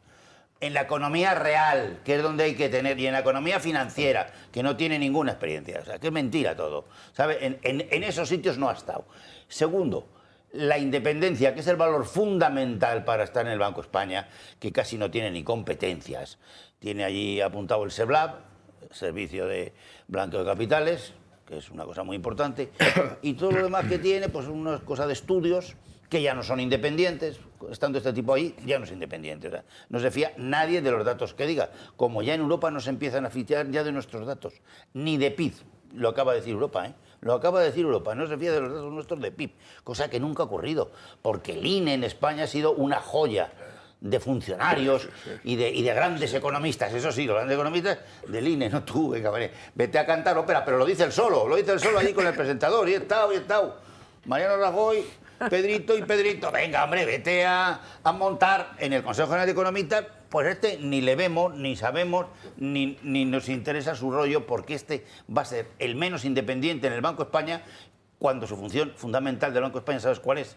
60.000 demandas que hay de bancos de consumo, los 20 euros que cobran de más al viejito por la pensión, al otro, esa es su función. Y luego deberías asesorar, pero ¿quién va a asesorar si no es independiente? Lo que le diga el presidente de gobierno que ha nombrado. Iñaki, sí. Yo creo que en el caso el problema no es lo que le falta. Se ha hablado de que si no tenían un doctorado de no sé qué, bueno, en fin, la cualificación que pueda tener, pero que de nada, me parece suficiente. No. Quiero decir que el problema es lo que le sobra, no es lo que le falta. Es que le sobra haber sido ministro con 2 carteras. Ese es el problema. Y luego que la actitud que ha tenido él y tiene en toda su trayectoria ha sido que no se le viera un pelín de crítica al gobierno de Pedro Sánchez. Entonces, ese es el verdadero problema. Y que llueve sobre mojado, porque claro, vamos a ver, si el caso Escrivá fuera aislado, es decir, que, bueno, ha sido ministro y le hacen presidente del Banco de España, bueno, vamos a ver, es un caso, pero es que claro, estando antes los casos de Dolores Delgado, estando el de Conde Pumpido, quiero decir que si este gobierno, los gobiernos Sánchez se hubieran caracterizado por la transparencia y por la carencia de amiguismo y de nepotismo, pues entonces, pues sí, sería un caso pues que nos lo podría hacer colar. Es decir, pero el problema es ese, que llueve sobre mojado. Que efectivamente hay todo no son un montón de casos, no, es una manera de actuar, una política que es la que está teniendo Pedro Sánchez y este es el último eslabón pues de esa cadena de colocaciones y de colonización de toda su gente. Me ha recordado a Maradona. Yo pensé definitivamente que Maradona había perdido el oremus por caminito en Buenos Aires el día que empezó a hablar de sí mismo en tercera persona. Cuando a Maradona le preguntaban, él contestaba, Maradona, ¿piensa qué? Pero de pronto, yo creo que en algún momento determinado Escrivá va a decir, Escrivá piensa qué, ¿no? Es tal su nivel de egotismo megalómano que ha llegado a decir que él creó la AIREF. La AIREF se crea por una ley. Exacto. Yo no sé tú qué creaste. En fin, hemos podido estar algunos detrás en las redacciones de leyes, incluso yo alguna vez que algunos han apoderado de normas que hemos hecho algunos. De hecho, Moisés, que se llamaba de apellido Escrivá, bajó con unas tablas y se las dio a él. Bueno, en el año 1782 se constituyó el Banco de España. Seguramente lo fundó él también, ya vivía en el año 1782, no lo sé, ¿no? O, por ejemplo, el Tribunal de Cuentas era franquista según las nacionalistas catalanas, que un día tuve que parar la sesión, me eché una bronca a Meritxell Batet en el Congreso de los Diputados, que acaban de decir que el Tribunal de Cuentas nació en la época de Franco. Si Miguel de Cervantes ya pertenecía a una institución parecida, lo metieron en la cárcel por robar precisamente a Miguel de Cervantes. Pero bueno, esa es otra historia para otro día. Respecto a lo de la ley de vivienda, el hecho de decir que la financiación a las comunidades autónomas depende de la aplicación de una norma, primero, es un disparate constitucional. Eso no puede ser. Pero es que las comunidades autónomas están aplicando la ley. ¿Pero qué me dices si es jurista? Ya, es jurista. Ahora hablamos de eso. Ahora, la diferencia entre ser jurista y no ser jurista, ahora lo voy a decir porque aquí todo el mundo es jurista. Vamos a ver. La ley de vivienda establece lo que se llama la posibilidad de que las comunidades autónomas y las entidades territoriales definan lo que son las zonas tensionadas. Pues eso es una potestad que corresponde lógicamente a las comunidades autónomas porque son las competentes en materia de vivienda. Si una comunidad autónoma no quiere fijar ningún área tensionada, no está incumpliendo la ley, sencillamente no ejerce la potestad. De ahí a deducir que quien no aplica la ley como ellos quieren que se aplique, y que por lo tanto ya no es una potestad discrecional, sino que ya es un mandato dirigido por parte del gobierno, le voy a retirar los fondos, ojo, eso ya no es que sea inconstitucional. Se llama chantaje. Casi prevaricación como lo lleves a la práctica. Casi prevaricación como lo lleves a la práctica, ¿no? Y esta es la realidad, ¿no? A partir de ahí, y por cierto, lo de juristas, que me hace mucha gracia, hay dos cosas que a mí me ponen muy nervioso en el Wikipedia, los que se llaman juristas y los que se llaman activistas. Yo lo de la profesión activista todavía no sé qué es. Los demás debemos ser pasivistas. Sí. Toda la gente que nos escucha, que son cientos de miles de personas, este programa, toda su vida han estado activos, han trabajado en diferentes áreas, pero de pronto llega uno, sale en una manifestación y es activista de profesión. A mí me pone muy nervioso. Activista no es nada. Sencillamente, por favor, cada vez que alguien veáis en una biografía activista, cerradla inmediatamente. Es un don nadie. Y dos, es jurista. Jurista es una persona que, y, no quiero ser como escriba, por favor, además de licenciarse en Derecho, puede ser académico, puede haber escrito leyes y puede haber escrito muchos manuales y tratados para varias editoriales. El que se ha licenciado en Derecho no es un jurista. La expresión jurista es más elevada. Es un licenciado en Derecho, ni siquiera eres un abogado, pero seguramente ni estás colegiado. Por lo tanto, por favor, proteged el buen nombre de lo que es realmente el ejercicio del derecho y de los juristas, que hay muy buenos juristas en este país. Ana. Yo la verdad es que no puedo estar más de acuerdo contigo, Mario, pero en un tono más jocoso es que efectivamente esto no es más que ver cómo se comportan los ministros de Sánchez que han aprendido del maestro, del gran jefe. Es decir, es un acto de matonismo. Pero que estoy segura de que este cambio de actitud no es más que la llamada de Sánchez de decirle a la ministra, oye, ¿tú quién te has creído? Que aquel que hace estas cosas, el único que puede hacer estas cosas soy yo. Es decir, ¿crees que puedes comprometer, no sé si la ley orgánica de financiación de las comunidades autónomas o los fondos específicos para la promoción de la vivienda, que efectivamente, como bien has dicho, están regidos por sendos marcos jurídicos? Se puede decir, oye, como no me gusta lo que estás haciendo, que es una potestad de las comunidades autónomas, ojo que nosotros defendemos absolutamente. Cuanto más alejemos el comunismo y las ideas comunistas del tema de la vivienda, mejor. Que no metan las manos en la vivienda, que es lo mejor que podemos hacer. Bueno, pues decir eso no es más que haber aprendido del gran maestro. Y con respecto a lo de hablar en primera persona, yo aquí la verdad es que en estas cosas me dan tanto repelús que procuro aprender. Y decir, oye, que yo tengo una pequeña parcelita en la política, muy pequeña, por Dios que no se me ocurra hacer nada parecido, así, porque es que lo que ahora los jóvenes llaman cringe, ¿no? Es esa sensación que te produce oír estas declaraciones de yo he hecho. A mí de verdad que es que lo paso mal, lo paso mal. La ley de vivienda es una cuestión clave en la economía española y sobre todo ya en la sociedad española. No se construye nada.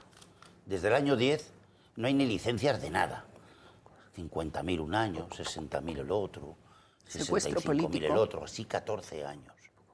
Pero eso hasta 90.000 el año pasado. Hay una tensión ideológica que dice eso es corrupción. Sí, y entonces, y dicen, como son unos ignorantes, ahora vamos a ver si este año hacemos 100.000. En un país de 49 millones de habitantes y 95 millones de visitantes, que en algún lado tendrán que dormir. Claro, tenemos la mayor estructura hotelera de toda Europa, menos mal, pero eso lo ha hecho toda la iniciativa privada, con su pasta. Y hay mucha pyme pequeñita, con 2 hoteles, 3 hoteles, que se defiende hasta del gobierno. Se defiende de los ataques, de gastos, de todo, de seguridad social, con el que machaca, que hemos dicho que era la quiebra absoluta que está en la seguridad social, que ya sabes cómo se llamaba, Moisés Escrivá. Entonces, claro, la vivienda es absolutamente clave. La gente no sabe ni de qué habla. Esta tipa que habla aquí, que es ministra, dirá que será jurista, pero no sé qué. Mira, los valores de construcción en el año 8 o 9, cuando se genera la crisis, eran 600 euros metro cuadrado.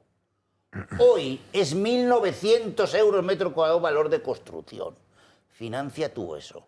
310 de subida a valores de construcción, por la subida del acero, por la subida de la gasolina, por la subida del cemento, por la subida de todo, las subidas de las licencias de los ayuntamientos, la subida de que no hay obreros especializados en construcción para hacer nada, es que no se pueden hacer ni las 90.000. Y dicen, es que España tiene muchas viviendas, sí, pero en Teruel, en Soria, en los pueblos de Andalucía abandonados, en los pueblos de Castilla y León más abandonados gracias al franco que tuvimos de las narices, en Castilla-La Mancha, excepto lo que es el eje de Madrid, o sea, lo que es Toledo-Guadalajara, que se lo ha comido Madrid, claro, eso sí, en los pueblos de Aragón, ya no te digo en los pueblos de Extremadura, ¿sabes? Ahí es donde están las casas, ¿las quieres tú? ¿Para qué? ¿Sabes? Si valen 5.000 euros no las compra nadie, no te preocupes, ¿sabes? Porque no son ahí donde hay que crearlas. Donde hay que crearlas es donde está la economía productiva, y la economía productiva está donde se produce PIB. El primero de España en PIB, Madrid. Crea tú ahí, ¿dónde?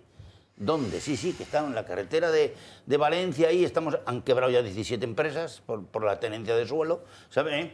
Y ahora pues se va a construir, sea no sé qué. Madrid Norte, lo tiene todo parado, el listo que tenemos aquí, que nos ha metido 350 millones de euros de multas a los coches y le han dicho que el 1.200.000 coches que usted no deja entrar tiene que indemnizarles, señor Almeida, y quiere recurrirlo sin devolver los 370 millones. Pero que ya la sentencia es prácticamente definitiva en Madrid. ¿Que dónde están los 370 millones que tiene que devolver a la sociedad? Que les ha puesto multas ilegalmente, el pollo este. Eso también es vivienda, porque la gente, si no puede trabajar, ir a su trabajo, en su coche y quiere cargarse 1.200.000 coches el 2 de enero... El tío sin indemnizar, si puede indemnizar, es lo que ha dicho la Unión Europea. Se lo ha dicho la Unión Europea. Y esto, como no lo saca en televisión, porque no queremos nosotros. La vivienda, te termino, es tan definitiva que no se puede tener una ministra como esta, que no sabe qué es la vivienda. Sí, yo creo que el tema de la vivienda lo arrastra el Partido Socialista desde la época de Zapatero. Bueno, y el PP, todos. Y de la ministra Trujillo, con la que... Kelly Fania. Insiste. A la hora de la verdad, el tema es que Sánchez prometió tropecientas mil viviendas y no ha hecho ninguna. Y entonces, bueno, pues encubren esa incapacidad y ese abandono a la hora de intentar regular y una vez vienen con los topes a los alquileres y otras veces vienen ahora con este debate que es vacuo. Yo solamente lo que sí quería apuntar es algo que decía Mario sobre los activistas. Yo en mi página, en la Wikipedia, no tengo la culpa de eso. En la página de la Wikipedia ponen activista. Ponen escritor, pero ponen también activista. Hombre, a ver, en mi caso en realidad sería, claro, es verdad que yo habré participado en la fundación como de 12 asociaciones. Entonces, en mi caso, creo que no estaría, estaría algo justificado. Pero en el fondo, claro, ¿qué viene a decir activista? Es un señor, en mi caso, que se dedica a escribir, pero que se mete donde no le llaman, entonces se mete en política, no saca nada más que palos y decepciones.